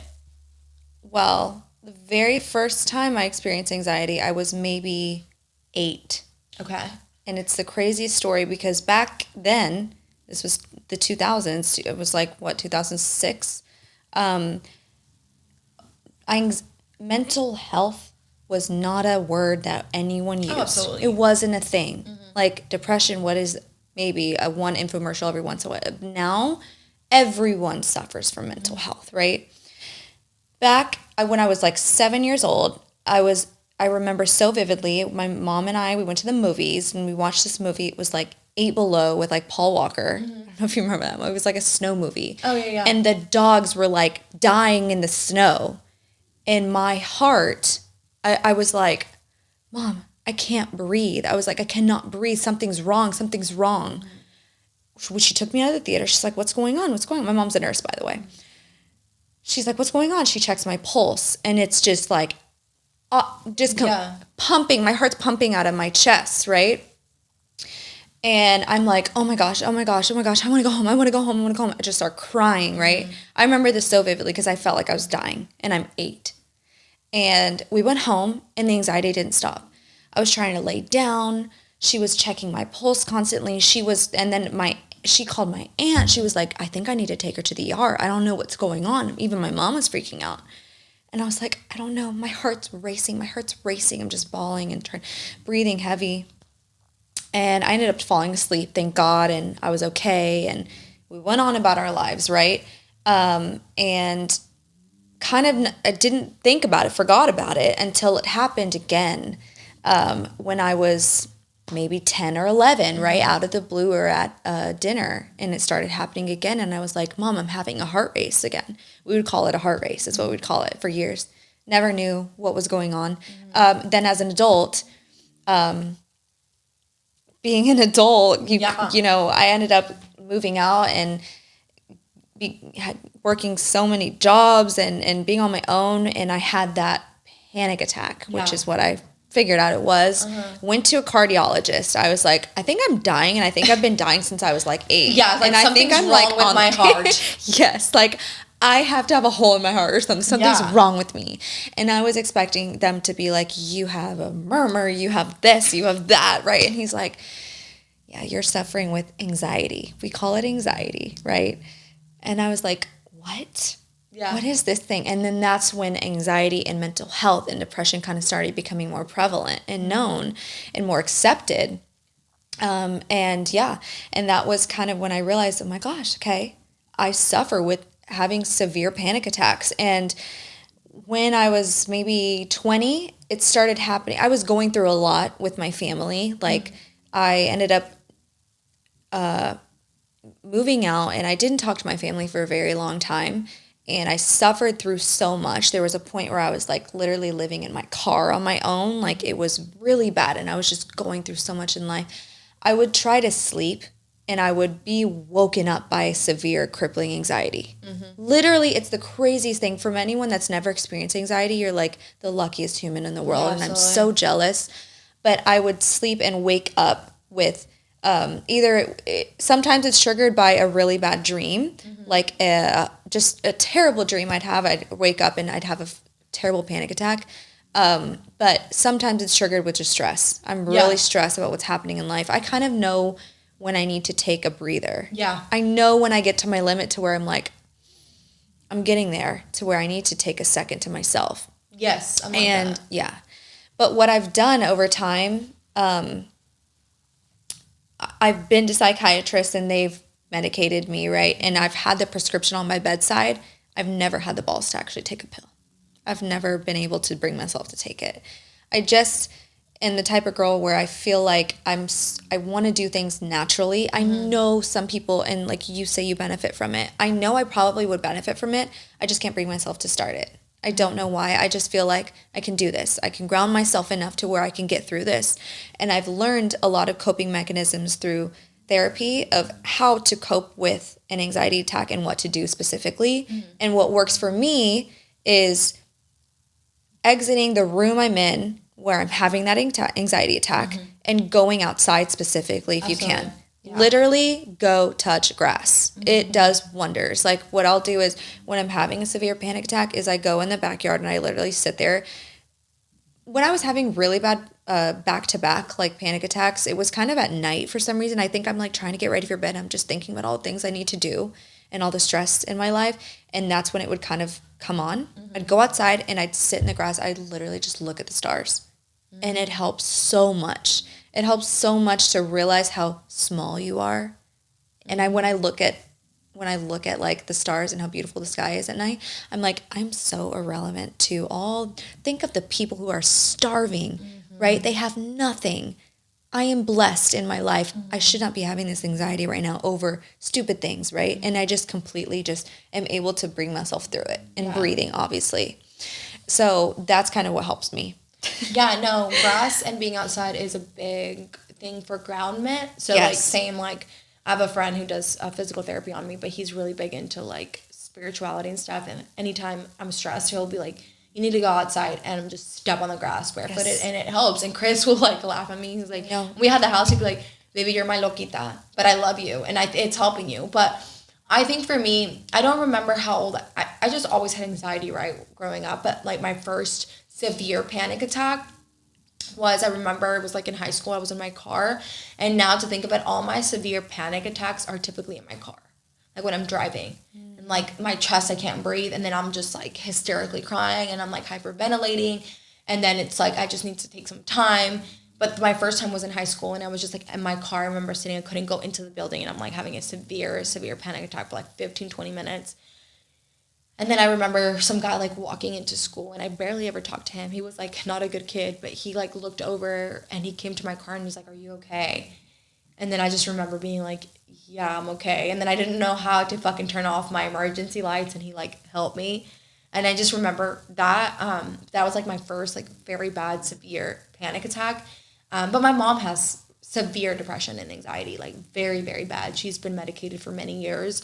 But for a long time, I didn't want to be medicated. And then I was like, okay, I need to, because I'm going through, like, I can't. I'm waking up every single day. And it's, like, for me, it was just, like, just wanting to throw up all the time. And I even remember before I started taking it, Gabby and Izzy were there one day, and I was just like, I need to go. Like, we were getting breakfast or something, and we were coming back, and I just went straight to the bathroom, and I'm like crying over like, I don't know what it was. It was just like a panic attack. And now with the meds, I've had like maybe one, but I know when I'm having my limit, and it is a lot of stress. Like this weekend, like, I hardly ever cry anymore, like hardly ever cry. But this weekend it was just like one little thing triggered me that Chris said, or it not even he said, he's like, we need to go do this. And it triggered me so bad to the point where I'm like, I snapped, and then I'll usually snap at him, and then I'll feel guilty because it has nothing to do with him. It's just like my anxiety, like I'm projecting, and then it's like I sit there and I'm like, okay, what am I upset about? And then I just like stop. Chris is like, you're someone who just, you think so much and you don't take time to sit down and meditate and actually like think about your life and slow it down. You're just like go, and you want to distract yourself all the time with the next thing, the next thing, and the next thing. And I am that person. Like if I'm not busy, I make myself busy. Like I need to distract myself and distract myself and distract myself. But then I get to the point where I'm like, you're gonna crack. I crack. I get to the point, I crack. It's a cycle. It's just, it goes. But I don't think I necessarily want to go natural. I just want something that's maybe going to give me less, side effects. I will say I did the natural thing with my hormones for so long, and it was just as hard as doing pills. And I'm at the point where I'm like, just give me the meds. After being so like, dude, I had to give up gluten. I had to give up dairy. I had to give up all these things that like just made me like, I don't want to say like food made me happy, but like now I had more stress because, I can't go out to eat because I got to get away gluten, dairy, this. I can't have wheat. I can't have bread. I can't have this. I can't have that. Like, I need to lower my stress because with gut problems, you got to lower your stress. You got to do this. You got to get more sleep. You can't work out, blah, blah, blah. I'm like, well, working out helps me. Running helps me. Now I can't do that because stress is a part of my everyday life. So now, like, it was just so many things that like you had to do naturally as a woman to be okay that I'm like, wow, you gotta be an at-home, stay-home wife with no responsibilities to be okay as a woman. Like, I'm like, no, I'm like, give me the meds that I need, because I'm at the point where I gotta be able to run. And if you really look at the women who are like really out there grinding it out, you got to push past the pain. You got to push past the tiredness, and you got to do whatever it takes. Take whatever it takes to be able to run, like to do it. Like the caffeine, because naturally it makes things so much harder on us. Right. So I'm not against taking things. I think for me, it's just like, it's something that like you're going to have to deal with the side effects for a little bit until you figure out, and you and your doctor figure out what's the best possible game plan for you. Well, I hope that they can give you some answers. I know. I mean, I'm being patient. I mean, thankfully, my anxiety hasn't been bad or anything. I'm really happy with that. It's just my sex drive right now is really low. And if you're going through anxiety, I mean, ground yourself for sure. Like, go outside and do things that really, like, make you feel good regardless. Like, if it's, for me, it is going outside, too. I spend a lot of time, if I'm going like through something outside by myself, going for a walk, the sun will do miracles for you. So doing things that you really enjoy and getting yourself out. I will say that was a great point. Getting yourself out of the room that you're having the panic attack. Absolutely. Yeah. Like, just, that's what I do. I remove myself for those people or whatever. And like, you have to think it's 99% mental. It's your mentality. It is. You bring it upon yourself. Your brain does it. It's the craziest thing. I mean, I can feel it coming on, and I'm at the point where I can figure out how to stop it. I can sometimes, but sometimes it's just you have to breathe through it. You have to actually like literally ride the wave. Feel it. Feel what you're feeling. Go through it. But there's times where I feel anxiety coming on and I'm able to remove myself from that situation. I need a moment. Yeah. Like I'll say I need a moment, right? And I literally will. Sometimes my car is my safety space. Like I've told you, I go jam in my car sometimes at 2 a.m. when I need a second. That's my little escape from the moment I'm having that panic attack. Whatever I'm doing, work stuff, whatever it is, I go and remove myself from it, take my dog on a walk. I come back and I feel so much better. Yeah. Little things like distract your brain. Yeah. Right? And something that else that I did that we discussed on the podcast last is I started horseback riding again. And that helped me so much too, because I felt like I had a fun activity I was doing for myself. Yeah. It wasn't just like, I got to go to the gym. Yeah. Like, some people enjoy the gym. I don't enjoy the gym. Yeah. Like, who actually wants to go and enjoy lifting, right? Working out, right? There's a point where, you might like get some endorphins from it and you feel good after you do it, but you don't look forward to it. Pick up a random hobby that is only for you. You go and do it. To be honest with you, don't bring friends. Don't go to painting with your girlfriends. Do something that you enjoy by yourself. Yeah, absolutely. Like I used to paint all the time when I was in art school and I stopped painting because of life. Life happens. I started painting again. Yeah. I would take a morning and I would, as if it was a spin class I booked. From 9 to 10, I'm going to paint outside. That's something I'm going to do for myself. Book something for yourself that you will enjoy. Don't involve anyone else. Just do it because you enjoy it. Yeah, and do absolutely. It for you. Yeah. And that helped me so much because I felt like I was like finding myself again. Yeah. And I'm doing things that I want to do. And it brings me fulfillment to do this. In the midst of all the stress I have going on that's causing me that anxiety, I'm going to make time for myself. And that was a big key thing that I changed, and it really helped. No, yeah. I think making time for yourself, like with one thing that you love, like whether that's like you said, it doesn't like, you're not making money off of it. It's not like you're not doing it with a friend. Like I remember listening to a podcast and some guy was like, yeah, like this girl was like, oh, I just miss dancing, because he asked her, he's like, well, go dance for an hour. Go, not even take a course. Go lock yourself in your bathroom, put on music, and dance for a whole fucking hour. I love that. Yeah, and that to me too. I used to dance in front of my mirror all the time. Do it. And I'm just like, I just need that. For me, I also need, that's what I lack on, taking time for stuff for myself like that. Because I take time for myself, but I'm usually, okay, well, I'm going to be on my phone looking for content. I'm going to be creating content, or I'm going to be doing this, or I'm going to be doing that. So I need to take some time where I'm like, okay, this is what I like to do by myself. Because that is really important. What is something else that you enjoy doing when you were younger, before we had responsibilities? It could be something I used to love doing is going to the ice rink. I used to love ice skating. Oh, really? Yeah, I love that. I loved ice skating. I loved rollerblading. I loved going to the roller rink on Tuesday night special with my friend. We'd go rollerblading every Tuesday night. What is something you enjoyed when you were younger? Girl, I don't even remember my childhood. Or something you've always wanted to learn. Something random you've always wanted to do. You know, something I've really wanted to learn, and I feel like this year I need to add it on my, one thing I really want to learn is how to sew. I'm going to take a class. But I really want to learn how to ride a horse, horseback riding. I've been wanting to for the longest. My dad has horses, and I want to ride. And I don't want my dad to teach me. He doesn't have patience. No. And I just feel like it's going to ruin our relationship if he's teaching me how to ride a horse, because he's not the best. My dad doesn't have patience. But I want to be able to go back to Georgia and, ride a horse. And then I want to have my own horse. That is one of my dreams. So, I want to learn how to ride a horse. Please. I have a place. I'll send you a place I go to. I'll go with you if you want, but I would suggest you go and just literally, that's my time, my hobby. Horses are the most therapeutic, beautiful creatures on the earth. Mm-hmm. It is so incredible to connect. When you ride, I ride English, but I've also ridden Western before. I used to barrel race and stuff, but I prefer English. It's a little bit more proper. Mm-hmm. The technique is more technique based. Mm-hmm. The connection you have, literally, it is your leg power that you use to connect with that horse. It's just so, it's something unexplainable. And I think everyone should take time to do something involving horses, even if you're going and volunteering at your local barn. Yeah. It's so incredible to be around horses. It is. I mean, every time I go back home, and so I used to feed my dad's horse when he would go to Mexico, where he goes on trips. And so that horse is his son.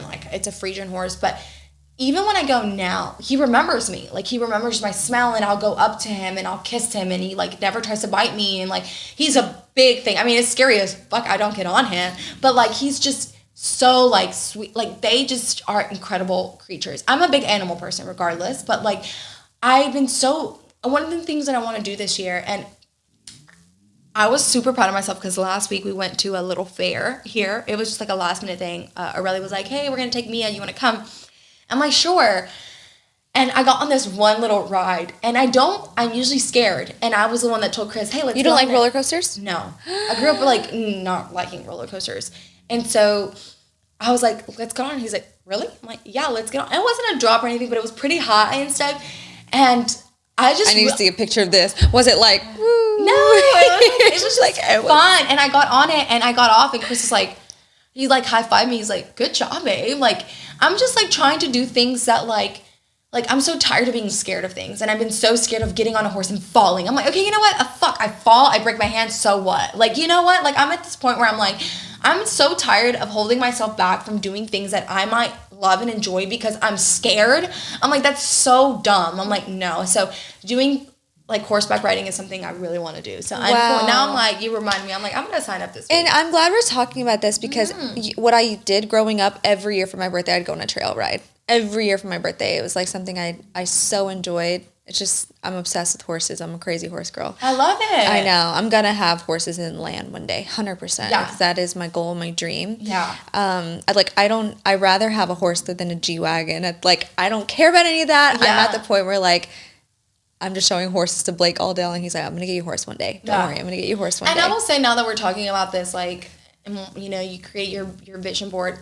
I feel like one of the best things you can do sometimes is, like, everyone needs to accomplish the goals they want and their dreams, but sometimes you'll realize that that's not what you really wanted. Right. You know, like, you'll get a car or something, and you're like, well, I got it, but it's like, it's not as great as I thought it was going to be. Right. And it's like, you checked it off, and it's like such a good feeling because you're like, I don't really need that to be happy. I don't really need this to be happy. But it's good to work towards it so you can be like, okay, I did it.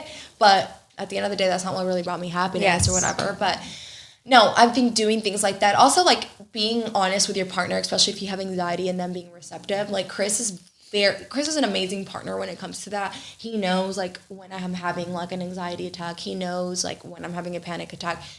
For me, for instance, like, if I'm having an anxiety attack, he'll help me get out of the room. But something he does, like, he knows if I'm quiet in the car, like, my mind is racing. And he's like, he'll put his hand on my chest. And that will literally, like, just slow down my breathing. It's like a reminder. And for some reason, feeling him, guys, I guess he's so grounded.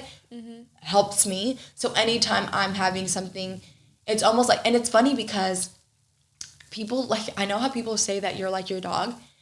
Fendi loves being petted on her chest. That's her comfort part. That's so cute. So I'm like, the fact that I'm like Fendi, like, I'm like, I need you to rub my chest. And now she needs me to rub her chest. I think is the cutest thing.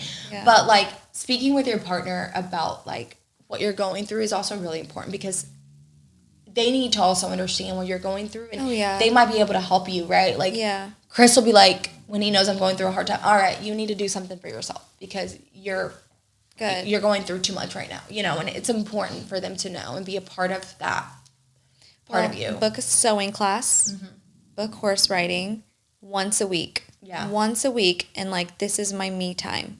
And I promise you're going to just feel like, wow. Yeah. There's like so much fun and meaning to life again. It's not all about work and stressing and having anxiety. Yeah. Yeah. It helped me making money and working and doing the same thing to survive. Because life's about more than that. So I'm gonna do that.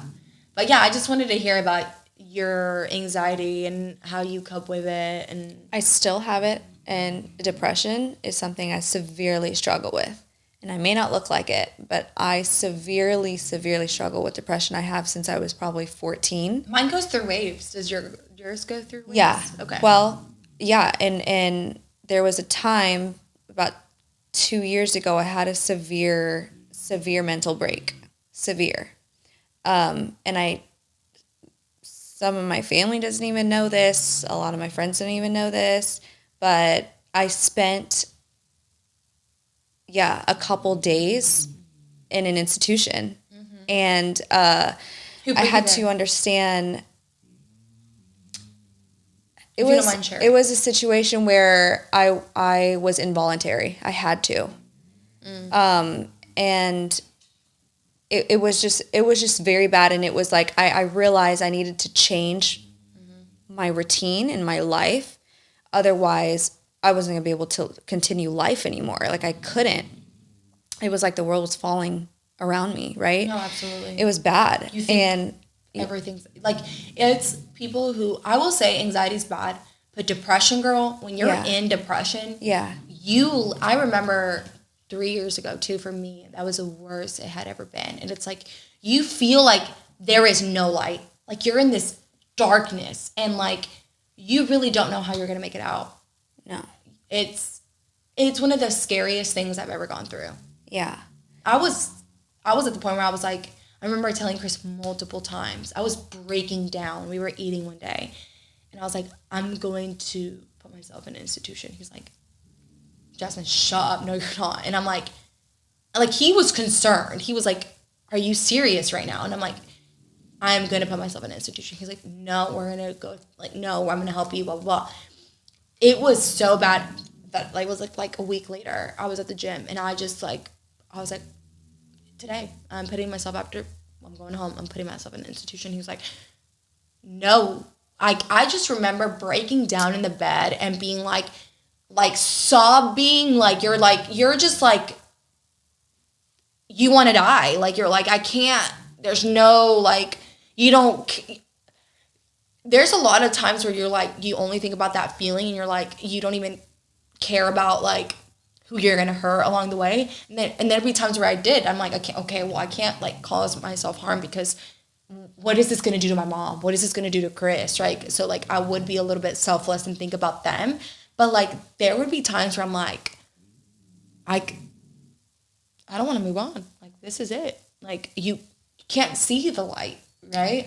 I wish I had known you at the time. I know, girl. I'm like getting so emotional. I wish I had known you at the time because I'm like, I have been there. I've been there, and it's crazy because it's amazing to hear that, because look at how people judge you. Isn't it just amazing the way you appear to everyone? If someone were to scroll through your Instagram, isn't it crazy how no one understands what someone is going through until you walk in their shoes and you're living my life, you don't understand what I go through. Yeah. Isn't that just the most crazy thing? Yeah, I think about that. And I hope anyone who's listening can understand.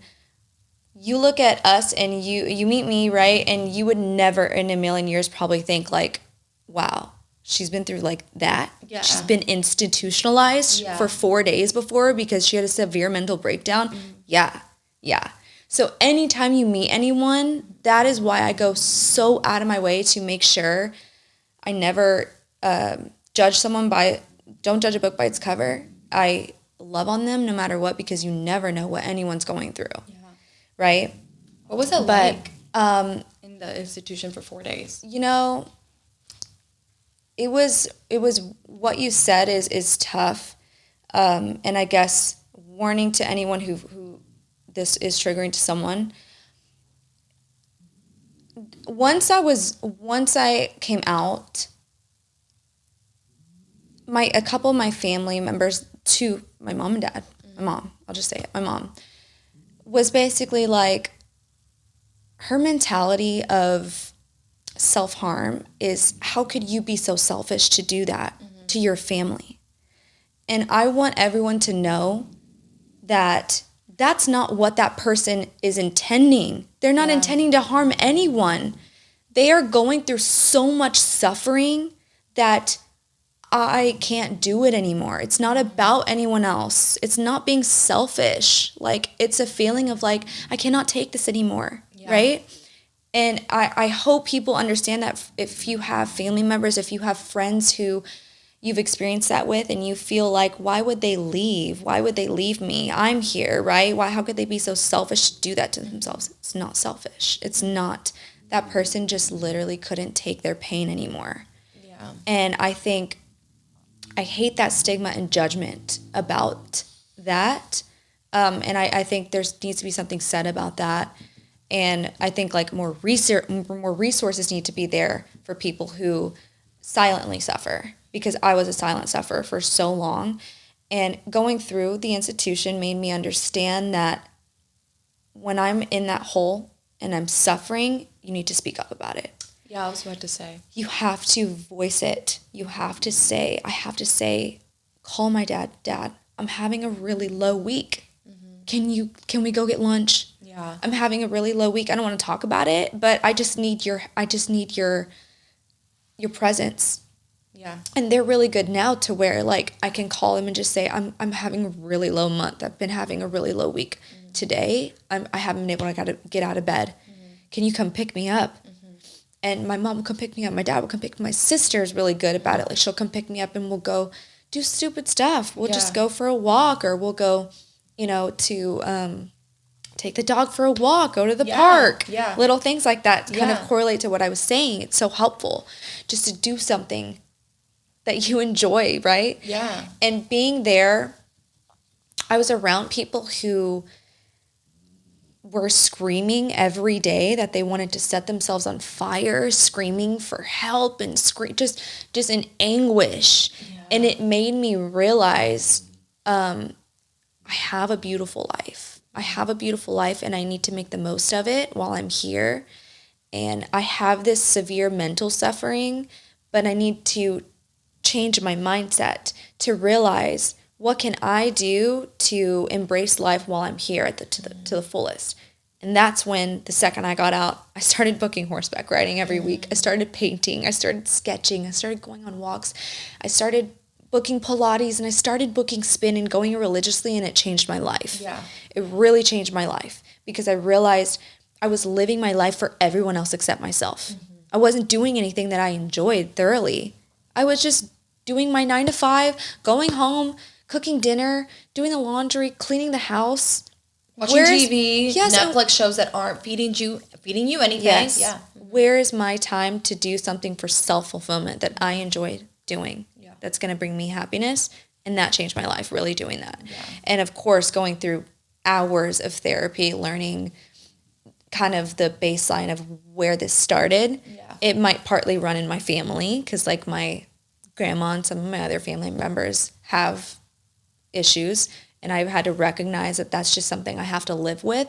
But I took tools and I'm able to learn, and I was so grateful to learn that I can help cope with it. Like it helps me cope with it every day now. Absolutely. And I don't know why we didn't talk about therapy, but therapy's great. I went through 2 therapists, and I think therapy is great, and it's really hard. I will say finding a perfect therapist is really hard. Sometimes you have to go through multiple therapists. Yeah. And there's different types of therapists that will fit into your life better depending on what you're going through, right? And so I had 2 really good ones, and then I took a break, and I'm at a point right now where I'm like, maybe I need to get a therapist again, because I think it's always great. You're always changing, you're always evolving, and a therapist if they're a good therapist, man, they can just point out the things that you really need to work on, and they'll ask you those hard questions that like you're like, how did I come up with this? It'll just come out, and it's what you're going through.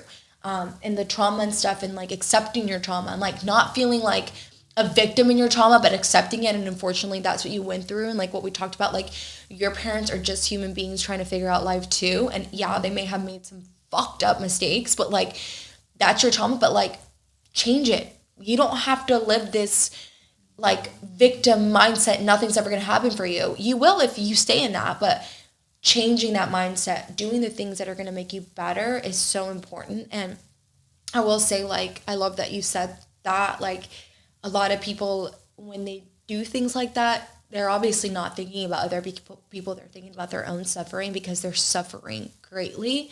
And for me, I did obviously think about my mom and Chris, but I feel like if anyone else around me did that, I would never be like, how could you do that? I'd be like, why didn't I ask more? Like, why didn't I like and I will say, like, especially our parents, especially where like, I'm first generation, same, like my mom has depression, anxiety, she's on meds, but like sometimes stop just having those surface level conversations with your moms and dads and ask, like, Dad, how are you really doing? Like, let me take you out for lunch. Let me just spend that little bit of time with you. How can I help you? You know what? Like, take the day off. Or like, you know, with me and my sisters, like, let my dad go home early from work and just stay and cover him. Like, you know, it's just like,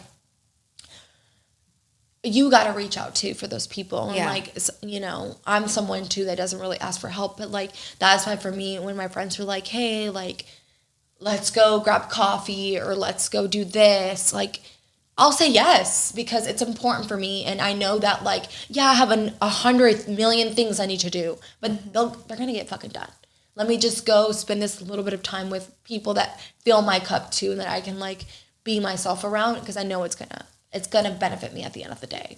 But depression and anxiety are really hard. And thank you for sharing your story, because it's, you know, it's not easy. And I'm sure a lot of women have thought about too, like, should I go and institutionalize myself? And back in the day, it wasn't something oh my God, you were in a nut house, you know? But like, sometimes like now you're like, okay, it's not. Maybe I need to go there because I find no other way out, you know, like, and maybe it is needed. You need to take a day or two. Yes. To really put yourself in perspective. And that's why for me too, traveling to Mexico and seeing how hard other people have it sometimes, it's just like, it just turns a switch, and it's like you have nothing, like, not saying that you need to compare your pain, but like, it shows a little bit more gratitude for the things that you have, right? Absolutely. So like, you know, people are out there that do have it worse, and I'm not saying you shouldn't, you know, go through your own pain. We all have our own, but like, realizing like, okay, yeah, take a moment or two to mourn that pain or whatever, and you know, like, move on. Because if you stay, that's the one thing with Chris, and like, sometimes it annoys me. He's like, all right, I'll let you mourn for an hour or two, and then we got to get up. Like, he will be like, you cannot be in bed for more than an hour. Like, let's go. Like, do whatever. Cry it out. Be in there. But then he'll get me out of the house and stuff. Like, because if you stay in that, you'll stay there. Yeah. It's easy to stay there. Yeah. It's easy.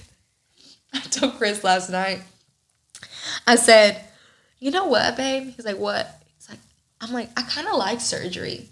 I'm like, he's like, you like surgery? And I'm like, yeah, I like just coming home and just like laying in bed for like a day or two and like having no like worries. And he's like, baby, that's not a good sign. No, I enjoy that nap, that long nap. I do too. I'm like, no, like, I don't enjoy surgery, babe. I'm not saying like I want surgery. I just like enjoy that like long 2-day thing where you're like, you're on those pain pills and you're like, you just knocked the fuck out and you woke up with like the best sleep of your life. But yeah, no, going back, like, it's easy to just be in bed and lying there, and it's hard to get up. But like, for me too, like, I know spin and like Pilates, like, it's challenging, but that's why for me too, it's important you find a place, a location you love, an instructor you love. Because once you do, like, girl, I'm excited for my Thursday spin class. I'm ready to be in there because the energy's good. Yeah. Everyone in there's energy's good. Like, you're ready to kick ass. Like, and not just because of the endorphins afterwards, but the people, the instructor, like, it's really important to go to a place that you know, like, if you're having a bad day, like, that's going to make you feel better, right? Like, that's like, oh yeah, sometimes you might drag a little bit, but I remind myself, like, no, I'm tired, but I know showing up for this class, CJ's my favorite instructor from my spin class, like, he's going to make it great. And I may show up, like, yesterday I was there and I was like, fuck, I'm like, I started my period too, right after class, but I was like, I don't want to be here. But I'm like, bitch, don't be a little bitch. Like, don't be a little bitch. Come on. And he's like, come on. Like, you guys got, you know, like, it's what you need. Yeah. Like, it's what you need. And like, it's just, you got to go do the hard things that you know you need. Because it's hard at first. Because it's like, I don't have the time and I don't really want to do it. And I got to take out all my paintbrushes. No, bitch, take them all out. Take them out. And paint and do it. Yes. So just do the things that you know are going to fill your cup up. I know this episode was pretty long, but sorry. We needed to talk about these things. So yeah. I'm happy that you shared with us. It's important. And I hope that anyone listening going through any sort of depression or anxiety, those little tips changed my life. Yeah. It really did. And I would love to hear more. Like, if you guys have more tips on what helps you. Like, let us know. Leave them in the comments. That way we can share them to other girls. Because I love those videos where like, okay, girls, I'm looking for a new blah, blah, blah, blah. Help me out. And in the comments, like all the girls, I'm like, oh my God, yes. Yeah. What's like helping them with this? You know? Patreon, we are going to answer all of the girls' comments too. Because they've been asking us a few things. I think that's what we're going to do in Patreon. Yeah. So if you're not subscribed to the Patreon, subscribe to the Patreon. It's been really cool to be on there and connect with everyone. And it's growing. I love to see our community growing. Very much so. We are going to like be working on merch soon too. So like we're going to be dropping it all there. That was one of the girls' questions. One of the girls is like merch. So we'll talk about that on the Patreon. But yeah, guys, we hope that you are enjoying the podcast so far. We want to do a lot of great things this year with it. Yeah. So anything we can do to help you, that's what we're here for. So anyways, that's it for this week. Yeah. Drop us a comment. Let us know what you want to hear. Yeah. Let us know what you think. And we'll catch you guys on the Patreon. So sign up. We'll talk to you guys next week. Yeah. We'll see you on the Patreon. Bye. Bye. I'm literally just a girl.